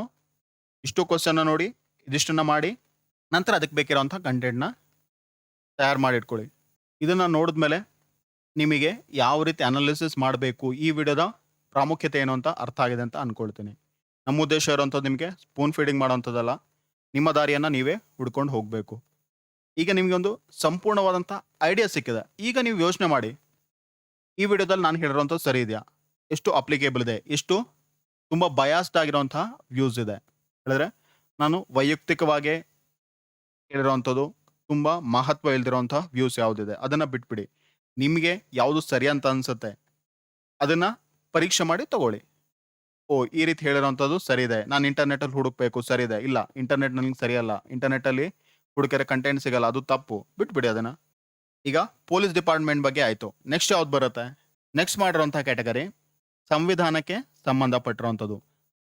ಸಂವಿಧಾನಕ್ಕೆ ಸಂಬಂಧಪಟ್ಟಿರೋಂಥ ಹೇಳಿ ಎಷ್ಟು ಪ್ರಶ್ನೆಗಳು ಬರುತ್ತೆ, ಎಷ್ಟು ಪ್ರಶ್ನೆಗಳು ಬಂದಿದೆ, ಅಲ್ಲಿ ನಾವು ಏನನ್ನ ನೆನಪಲ್ಲಿ ಇಟ್ಕೊಳ್ಬೇಕು, ಏನನ್ನ ಮಾಡಬೇಕು ಅನ್ನೋಂಥದ್ದು. ಇಲ್ಲಿ ನೋಡಿ, ಭಾರತದ ಸಂವಿಧಾನ ಪ್ರಸ್ತಾವನೆಯ ಉದಾತ್ತ ಕಲ್ಪನೆ. ಇಲ್ಲಿ ಯಾವುದ್ರ ಬಗ್ಗೆ ಬರಿಬೇಕು? ಪ್ರಸ್ತಾವನೆಯ ಬಗ್ಗೆ ಬರಿಬೇಕು. ನಂತರ ಅದರ ಉದಾತ್ತ ಕಲ್ಪನೆ ಏನಿದೆ ಅದನ್ನ ಬರಿಬೇಕು. ಜನರಲ್ ಆಗಿರುವಂಥ ಉದಾತ್ತ ಕಲ್ಪನೆ ಅಲ್ಲ, ಪ್ರಸ್ತಾವನೆಯಲ್ಲಿ ಬಂದಿರುವಂಥ ಉದಾತ್ತ ಕಲ್ಪನೆ. ಇದನ್ನ ಯಾವಾಗ ಬರೀಲಿಕ್ಕಾಗತ್ತೆ ನಿಮ್ಗೆ? ಯಾವಾಗ ನಿಮ್ಗೆ ಪ್ರಸ್ತಾವನೆ ಬಗ್ಗೆ ಗೊತ್ತಿದೆ ಹಾಗೂ ಅದರಲ್ಲಿರುವಂತಹ ಉದಾತ್ತ ಕಲ್ಪನೆ ಬಗ್ಗೆ ಗೊತ್ತಿದೆ. ಅದನ್ನ ಗೊತ್ತಿದ್ದಾಗ ಮಾತ್ರ ಬರೀಲಿಕ್ಕಾಗತ್ತೆ. ಇಲ್ಲಿ ಪಂಚಾಯತ್ ರಾಜ್ ಅದರ ಶಕ್ತಿ. ಪಂಚಾಯತ್ ರಾಜ್ ಬಗ್ಗೆ ಕೇಳಿದ್ದಾರೆ. ಕಂಪ್ಲೀಟ್ ಆಗಿ ಟೆಕ್ನಿಕಲ್ ಇನ್ಫಾರ್ಮೇಶನ್ ಗೊತ್ತಿರೋ ಮಾತ್ರ ಇದು ಬರೀಲಿಕ್ಕಾಗತ್ತೆ. ಪಂಚಾಯತ್ ರಾಜ್ ಹೇಳಿದ್ರೆ ಏನು, ಯಾಕಾಗಿ ಬಂತು, ಯಾವಾಗ ಬಂತು, ಅದಕ್ಕೋಸ್ಕರ ಏನೇನು ಅಮೆಂಡ್ಮೆಂಟ್ ಮಾಡಿದ್ರು, ಅದರಲ್ಲಿ ಏನೇನು ಪ್ರೊವಿಷನ್ಸ್ ಇದೆ ಇಲ್ಲ ಹೇಳಿದ್ರೆ ಅದನ್ನ ಬರೀಲಿಕ್ಕಾಗಲ್ಲ. ನ್ಯಾಯಾಂಗ ಮತ್ತು ಕಾರ್ಯಾಂಗದ ನಡುವಿನ ಸಂಬಂಧ, ಇದೆರಡರ ಮಧ್ಯೆ ಇರುವಂತ ರಿಲೇಷನ್ ಏನು? ಏಕರೂಪ ನಾಗರಿಕ ಸಂಹಿತೆ ಅಪೇಕ್ಷಣೀಯತೆ. ಏಕರೂಪ ನಾಗರಿಕ ಸಂಹಿತೆ, ಇಲ್ಲೂ ಕೂಡ ನೋಡಿ ಪ್ರತಿಯೊಂದು ವಿಷಯಗಳು ಕೂಡ ನಿಮಗೆ ಗೊತ್ತಿರಬೇಕು. ಏಕರೂಪ ನಾಗರಿಕ ಸಂಹಿತೆ ಹೇಳಿದ್ರೆ ಏನು, ನಂತರ ಅದ್ರದ್ದು ಅಪೇಕ್ಷಣೀಯತೆ ಏನಿದೆ ಅನ್ನೋಂಥದ್ದು. ಈಗ ಒಂದಷ್ಟು ಸಂದರ್ಭದಲ್ಲಿ ಏನಾಗುತ್ತೆ, ನಮಗೆ ವರ್ಡ್ಗಳದ್ದು ಮೀನಿಂಗ್ ಗೊತ್ತಾಗಲ್ಲ. ಅಪೇಕ್ಷಣೀಯತೆ ಅಂತ ಹೇಳಿದ್ರೆ ಏನು, ನಾವು ಕನ್ನಡದಲ್ಲಿ ಅದನ್ನ ಕೇಳಿರಲ್ಲ ಅಥವಾ ಯಥೇಚ್ಛವಾಗಿ ಬಳಸಿರಲ್ಲ. ಅಂತ ಸಂದರ್ಭದಲ್ಲಿ ಏನ್ ಮಾಡ್ಬೇಕು ಗೊತ್ತಾ, ನೀವು ಕ್ವಶನ್ಸ್ ಅನ್ನ ಇಂಗ್ಲಿಷಲ್ಲಿ ಕೊಟ್ಟಿರ್ತಾರೆ, ಕನ್ನಡದಲ್ಲೂ ಇರುತ್ತೆ, ಇಂಗ್ಲಿಷಲ್ಲೂ ಇರುತ್ತೆ. ಇಂಗ್ಲಿಷ್ ವರ್ಡ್ ಅನ್ನ ನೋಡಿ, ಆಗ ಅರ್ಥ ಆಗುತ್ತೆ. ಮೂಲಭೂತ ಕರ್ತವ್ಯಗಳಲ್ಲಿ ವೈಜ್ಞಾನಿಕ ಮನೋಭಾವದ ಅಭಿವೃದ್ಧಿ. ನೋಡಿ, ಸೈಂಟಿಫಿಕ್ ಟೆಂಪರ್, ವೈಜ್ಞಾನಿಕ ಮನೋಭಾವ ಯಾವುದ್ರಲ್ಲಿ? ಮೂಲಭೂತ ಕರ್ತವ್ಯದಲ್ಲಿ. ಮೂಲಭೂತ ಕರ್ತವ್ಯದಿಂದ ವೈಜ್ಞಾನಿಕ ಮನೋಭಾವ ಯಾವ ರೀತಿ ಅಭಿವೃದ್ಧಿ ಆಗುತ್ತೆ ಅದನ್ನ ನೀವು ಬರಿಬೇಕು. ಇದೆಲ್ಲ ರೀಸೆಂಟ್ ಆಗಿರೋಂಥ ಕ್ವೆಶನ್ಸ್. ಎಲ್ಲ ಕ್ವೆಶನ್ಸ್ ಯಾವ ರೀತಿ ಚೇಂಜ್ ಆಗ್ತಾ ಇದೆ ನೋಡಿ. ನ್ಯಾಯಾಂಗ ಚಟುವಟಿಕೆ, ಇದು ರೀಸೆಂಟ್ ಆಗಿ ತುಂಬಾ ಟ್ರೆಂಡ್ ಅಲ್ಲಿ ಇರುವಂತಹ ಟಾಪಿಕ್. ಮೂಲಭೂತ ಹಕ್ಕುಗಳು ವರ್ಸಸ್ ಮೂಲಭೂತ ಕರ್ತವ್ಯಗಳು, ಇದು ತುಂಬಾ ಜನರಲ್ ಆಗಿರುವಂಥದ್ದು, ಎಲ್ಲರೂ ಕೂಡ ಸಾಮಾನ್ಯವಾಗಿ ಅಟೆಂಪ್ಟ್ ಮಾಡ್ತಾರೆ. ಪ್ರಜಾಪ್ರಭುತ್ವವನ್ನು ಬಲಪಡಿಸುವಲ್ಲಿ ಯುವ ಜನರ ಪಾತ್ರ. ಪ್ರಜಾಪ್ರಭುತ್ವವನ್ನು ಬರಬೇಕು, ಯುವ ಜನರು ಕೂಡ ಬರಬೇಕು, ಅದೆರಡಕ್ಕೂ ಸಂಬಂಧವನ್ನು ಕಲ್ಪಿಸಿಲಿ ಬರಿಬೇಕು. ಭಾರತದ ನ್ಯಾಯಿಕ ವ್ಯವಸ್ಥೆ ಅಥವಾ ಪದ್ಧತಿ ಏನದು? Indian judicial system. ಒಂದು ಜಾಮೀನು ಉದ್ಯಮ. ಜಾಮೀನು ಉದ್ಯಮ ಹೇಳಿದ್ರೇನು ನಮ್ಗೆ ಅರ್ಥ ಆಗಲ್ಲ. ಅದಕ್ಕೆ ನೋಡಿ, ಕನ್ನಡದಲ್ಲಿ ಪದವನ್ನ ಓದಿ ಅರ್ಥ ಆಗಲ್ಲ ಅಂತ ಹೇಳಿ ಇಂಗ್ಲಿಷ್ ಕೂಡ ನೋಡಿ, ಇಲ್ಲ ಕಂಪಲ್ಸರಿಯಾಗಿ ಇಂಗ್ಲಿಷ್ ಒಂದ್ಸಲ ನೋಡಿ, ಆಗ ನಿಮಗೆ ಮತ್ತಷ್ಟು ಕ್ಲಾರಿಟಿ ಸಿಗುತ್ತೆ. ನೋಡಿ, ಬೇಲ್ ಇಂಡಸ್ಟ್ರಿ ಅಂತ ಇದೆ. ಬೇಲ್ ಅಂತ ಹೇಳಿದ್ರೆ ನಿಮ್ಗೆ ಗೊತ್ತಿದೆ, ಯಾರಾದ್ರೂ ಒಬ್ಬನನ್ನ ಅರೆಸ್ಟ್ ಮಾಡಿದ್ರು ಅಂತ ಹೇಳಿದ್ರೆ ಅವನ್ನ ಬಿಡಿಸ್ಕೊಂಡು ಬರ್ಬೇಕಾದ್ರೆ ಅಲ್ಲಿ ಏನ್ ಬೇಕು? ಬೇಲ್ ಬೇಕು, ಅಥವಾ ಆಂಟಿಸಿಪೇಟರಿ ಬೇಲ್, ಬೇರೆ ಬೇರೆ ಬೇಲ್ಸ್ ಇದು ಪ್ರಕಾರಗಳಿದೆ, ಅದು ಗೊತ್ತಿರಬೇಕು. ಈಗೇನಾಗಿದೆ, ಭಾರತದ ನ್ಯಾಯಿಕ ವ್ಯವಸ್ಥೆ ಒಂದು ಜಾಮೀನು ಉದ್ಯಮವಾಗಿ ನಿವರ್ತಿಸಲ್ಪಟ್ಟಿದೆ. ಈ ಹೇಳಿಕೆ ಪರ ಅಥವಾ ವಿರುದ್ಧ ವಾದಿಸಿ. ನೋಡಿ, ಇಲ್ಲಿ ನೀವು ಒಂದು ಸ್ಟ್ಯಾಂಡ್ ಕಂಪಲ್ಸರಿಯಾಗಿ ತಗೊಳ್ಳೇಬೇಕು, ಪರ ಅಥವಾ ವಿರುದ್ಧ. ನೀವು ಯಾವ್ದ್ರ ಬಗ್ಗೆ ನೀವು ಮಾತಾಡ್ತೀರಾ ಅನ್ನೋಂಥದ್ದು ಮುಖ್ಯ. ಎರಡನ್ನೂ ಮಾತಾಡ್ತೀರಾ? ಕ್ವಶನ್ ಅಲ್ಲಿ ಏನ್ ಕೇಳಿದ್ದಾರೆ?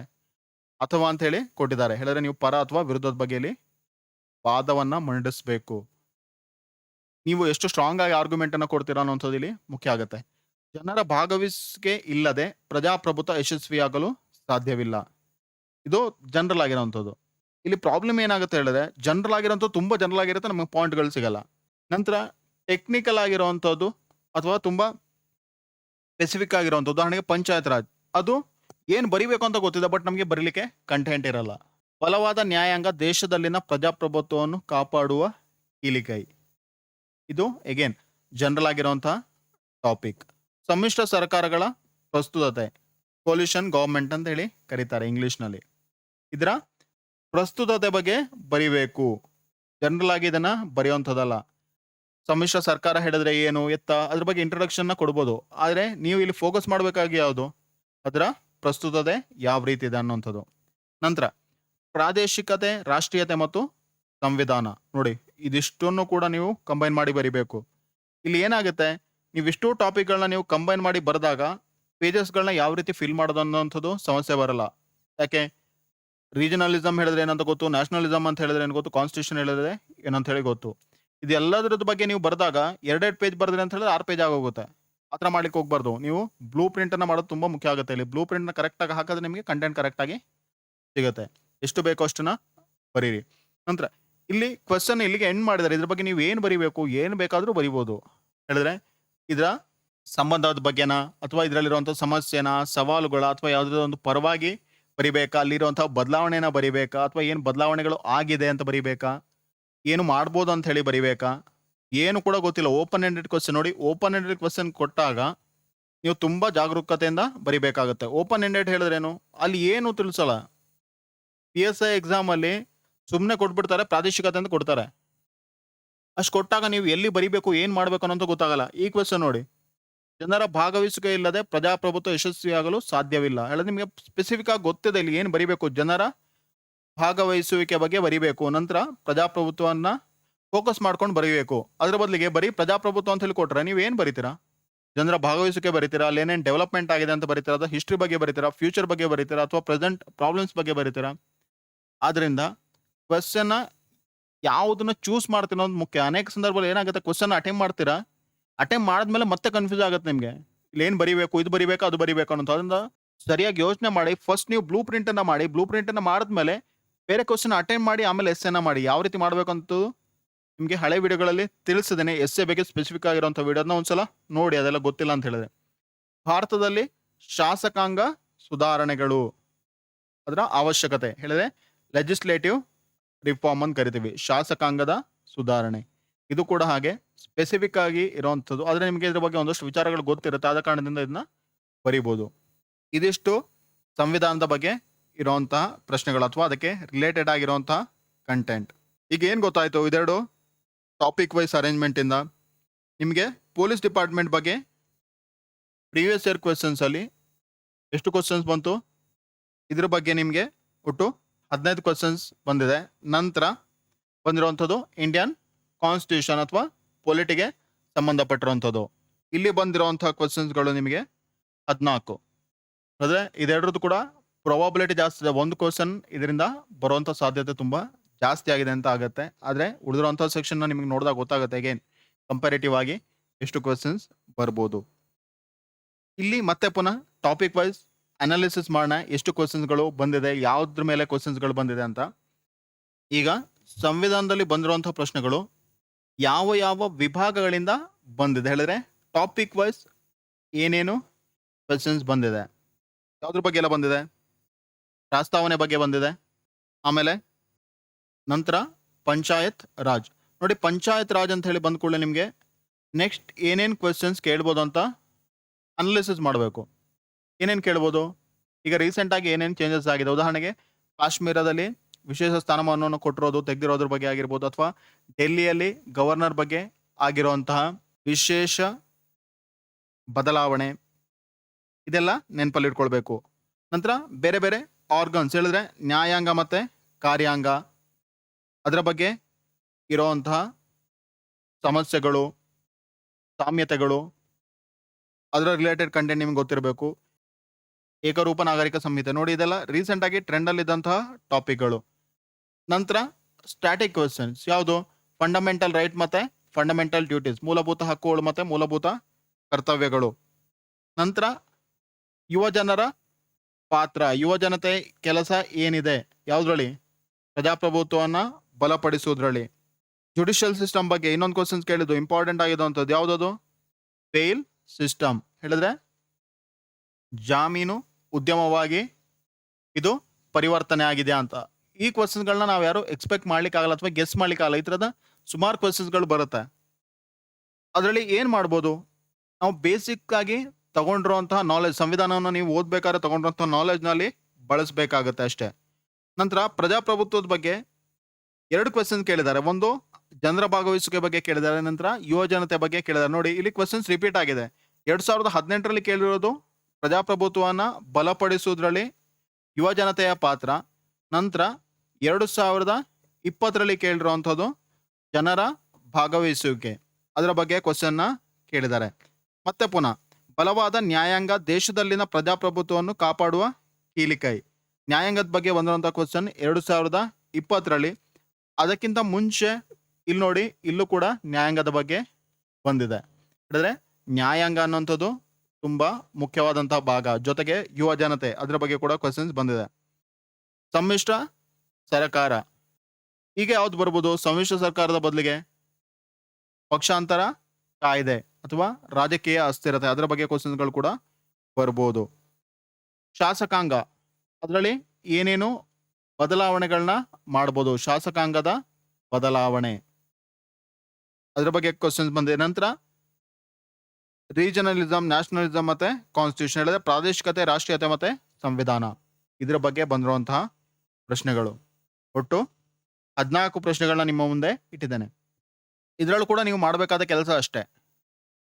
ಸಂವಿಧಾನಕ್ಕೆ ಸಂಬಂಧಪಟ್ಟ ಹಾಗೆ ಬರುವಂತಹ ಪ್ರಶ್ನೆಗಳಿಗೆ ನೀವು 2 ಮೆಥಡನ್ನ ಫಾಲೋ ಮಾಡ್ಬೋದು. ಒಂದು ನಿಮ್ಮ ಕರೆಂಟ್ ಅಫೇರ್ಸ್.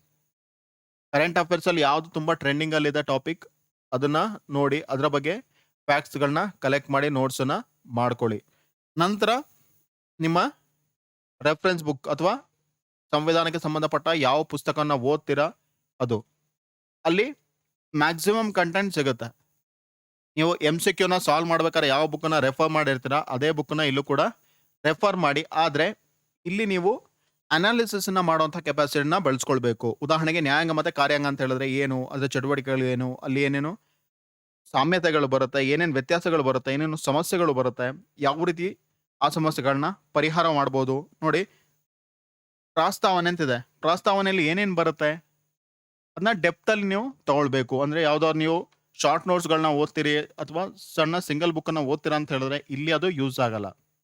ಅನಾಲಿಸಿಸ್ ಬೇಕು ಅಂತ ಹೇಳಿದ್ರೆ ಸ್ವಲ್ಪ ದೊಡ್ಡ ಬುಕ್ಗಳಿಗೆ ಹೋಗಬೇಕು. ಆಗ ಅಲ್ಲಿ ಅನಾಲಿಸಿಸ್ ಸಿಗುತ್ತೆ. ಆ ಪಾಯಿಂಟ್ಗಳು ನಿಮಗೆ ನೆನಪಲ್ಲಿದ್ರೆ ಅದನ್ನ ಎಕ್ಸಾಮಲ್ಲಿ ಬರೆಯುವಂಥದ್ದು ತುಂಬ ಸುಲಭ ಆಗುತ್ತೆ. ಆದ ಕಾರಣಗಳಿಂದ ಸಂವಿಧಾನಕ್ಕೆ ಸಂಬಂಧಪಟ್ಟಂತಹ ಪ್ರಶ್ನೆಗಳು ಬರುತ್ತೆ ಅಂತ ಇರೋವಂಥ ಸಂದರ್ಭದಲ್ಲಿ ನೀವು ಯಾವುದಾದ್ರೂ ಒಂದು ರೆಫರೆನ್ಸ್ ಬುಕ್ಕನ್ನು ತಗೊಳ್ಳಿ. ರೆಫರೆನ್ಸ್ ಬುಕ್ಕಲ್ಲಿ ಮೇನ್ ಕಾನ್ಸೆಪ್ಟ್ ಯಾವುದಿದೆ ಅದನ್ನು ತಗೊಳ್ಳಿ. ಇಲ್ಲಿ ನೋಡಿ, ಇದೆಲ್ಲ ಮೇನ್ ಕಾನ್ಸೆಪ್ಟ್ಗಳು ಯಾವುದು? ಪ್ರಸ್ತಾವನೆ ಆಗಿರ್ಬೋದು, ನ್ಯಾಯಾಂಗ, ಕಾರ್ಯಾಂಗ, ಏಕರೂಪ ನಾಗರಿಕ ಸಂಹಿತೆ, ನಂತರ ಸಮ್ಮಿಶ್ರ ಸರ್ಕಾರ, ಇದೆಲ್ಲ. ಇಲ್ಲಿ ಏನು ಮಾಡಿ ನೀವು ಈ ಟಾಪಿಕ್ಗಳನ್ನ ಲಿಸ್ಟ್ ಮಾಡ್ಕೊಳ್ಳಿ. ಎಲ್ಲಿ ಸಿಗುತ್ತೆ ಅದು? ನಿಮ್ಗೆ ಯಾವುದೇ ಒಂದು ಬುಕ್ನ ತಗೊಂಡ್ರೆ ಅದರ ಮೇನ್ ಕಂಟೆಂಟ್ ಕೊಟ್ಟಿರ್ತಾರಲ್ಲ, ಹೇಳಿದ್ರೆ ಪೇಜ್ ಶುರುವಾದ ಕೂಡಲೇ ಏನೇನು ಕಂಟೆಂಟ್ ಇದೆ ಅಂತ ಹೇಳಿ ಕೊಡ್ತಾರೆ. ಪ್ರಸ್ತಾವನೆ ನೋಡಿ, ಅದು ಅಲ್ಲಿ ಬರುತ್ತೆ. ನಂತರ ಏನು ಬರುತ್ತೆ? ಫಂಡಮೆಂಟಲ್ ರೈಟ್, ಫಂಡಮೆಂಟಲ್ ಡ್ಯೂಟೀಸ್, ನ್ಯಾಯಾಂಗ, ಕಾರ್ಯಾಂಗ, ಪಾರ್ಲಿಮೆಂಟ್, ಈ ರೀತಿ ಟಾಪಿಕ್ಗಳು ಬರ್ತಾ ಹೋಗುತ್ತೆ. ಅದನ್ನು ಲೀಸ್ಟ್ ಮಾಡ್ಕೊಳ್ಳಿ. ಒಂದಷ್ಟಕ್ಕೆ ಇನ್ಫಾರ್ಮೇಷನ್ನ ಕಲೆಕ್ಟ್ ಮಾಡಿ ಇಟ್ಕೊಳ್ಳಿ. ಇದಿಷ್ಟು ಇವತ್ತಿನ ವಿಡಿಯೋ. ಇನ್ನು ಮುಂದಿನ ವಿಡಿಯೋ ಸರಣಿಯಲ್ಲಿ ಉಳಿದಿರೋಂಥ ಕಂಟೆಂಟ್ಗಳನ್ನ ನಿಮಗೆ ಕೊಡ್ತೇವೆ. ಟಾಪಿಕ್ ವೈಸ್ ಏನೇನು ಬರುತ್ತೆ. ಕೊನೆಯ ವಿಡಿಯೋದಲ್ಲಿ ಸಂಪೂರ್ಣವಾದಂಥ ನಿಮಗೆ ಮಾಹಿತಿ ಸಿಗುತ್ತೆ. ಯಾವುದು ಇಂಪಾರ್ಟೆಂಟ್, ಯಾವುದು ಇಂಪಾರ್ಟೆಂಟ್ ಅಲ್ಲ, ನೀವು ಯಾವ ರೀತಿ ಪ್ರಿಪೇರ್ ಮಾಡಬೇಕು ಅಂತ. ಇದನ್ನು ನೋಡಿದ ಕೂಡಲೇ ಒಂದಷ್ಟು ಜನಕ್ಕೆ ಅನ್ನಿಸ್ಬೋದು, ಇಷ್ಟೆಲ್ಲ ನಾವು ಡೆಪ್ತಲ್ಲಿ ಹೋಗಬೇಕಾ, ತುಂಬ ಈಸಿ ಇರುತ್ತಲ್ವ? ಖಂಡಿತವಾಗ್ಲೂ ಇರುತ್ತೆ. ಯಾವಾಗಂತೇಳಿ ನೀವು ಪ್ರಿಪೇರ್ ಆಗಬೇಕು. ಯಾಕಂತ ಹೇಳಿದ್ರೆ ಸಂವಿಧಾನದಲ್ಲಿ ಇಷ್ಟು ಟಾಪಿಕ್ಗಳನ್ನ ನೀವು ಕಲ್ತಿರ್ತೀರ. ನಾನು ನಿಮ್ಗೆ ಇಲ್ಲಿ ಓದಿ ಪಾಯಿಂಟ್ ಮಾಡ್ಕೊಳ್ಳಿ ಅಂತ ಹೇಳಿದ್ರು ಕೂಡ ಅದು ನಿಮಗೆ ಗೊತ್ತಿರುವಂತಹ ವಿಷಯ. ನೀವು ಕರೆಕ್ಟಾಗಿ ಪ್ರಿಪೇರ್ ಆಗಿಲ್ಲ ಅಂತ ಹೇಳಿದ್ರೆ ಉಳಿದಿರೋ ಕೆಲಸವನ್ನ ಜಾಸ್ತಿ ಮಾಡಬೇಕಾಗುತ್ತೆ. ಪ್ರಿಪೇರ್ ಆಗಿಲ್ಲ ಅಂತ ಹೇಳಿದ್ರೆ ಇದೆಲ್ಲ ತುಂಬ ಸುಲಭದಲ್ಲಿ ಸಾಗತ್ತೆ. ಇದಿಷ್ಟು ಇವತ್ತಿನ ವಿಡಿಯೋ. ಮುಂದಿನ ವಿಡಿಯೋಲಿ ಸಿಗೋಣ. ಅಲ್ಲಿ ತನಕ ಓದ್ತಾರೆ. ಜೈ ಹಿಂದ್.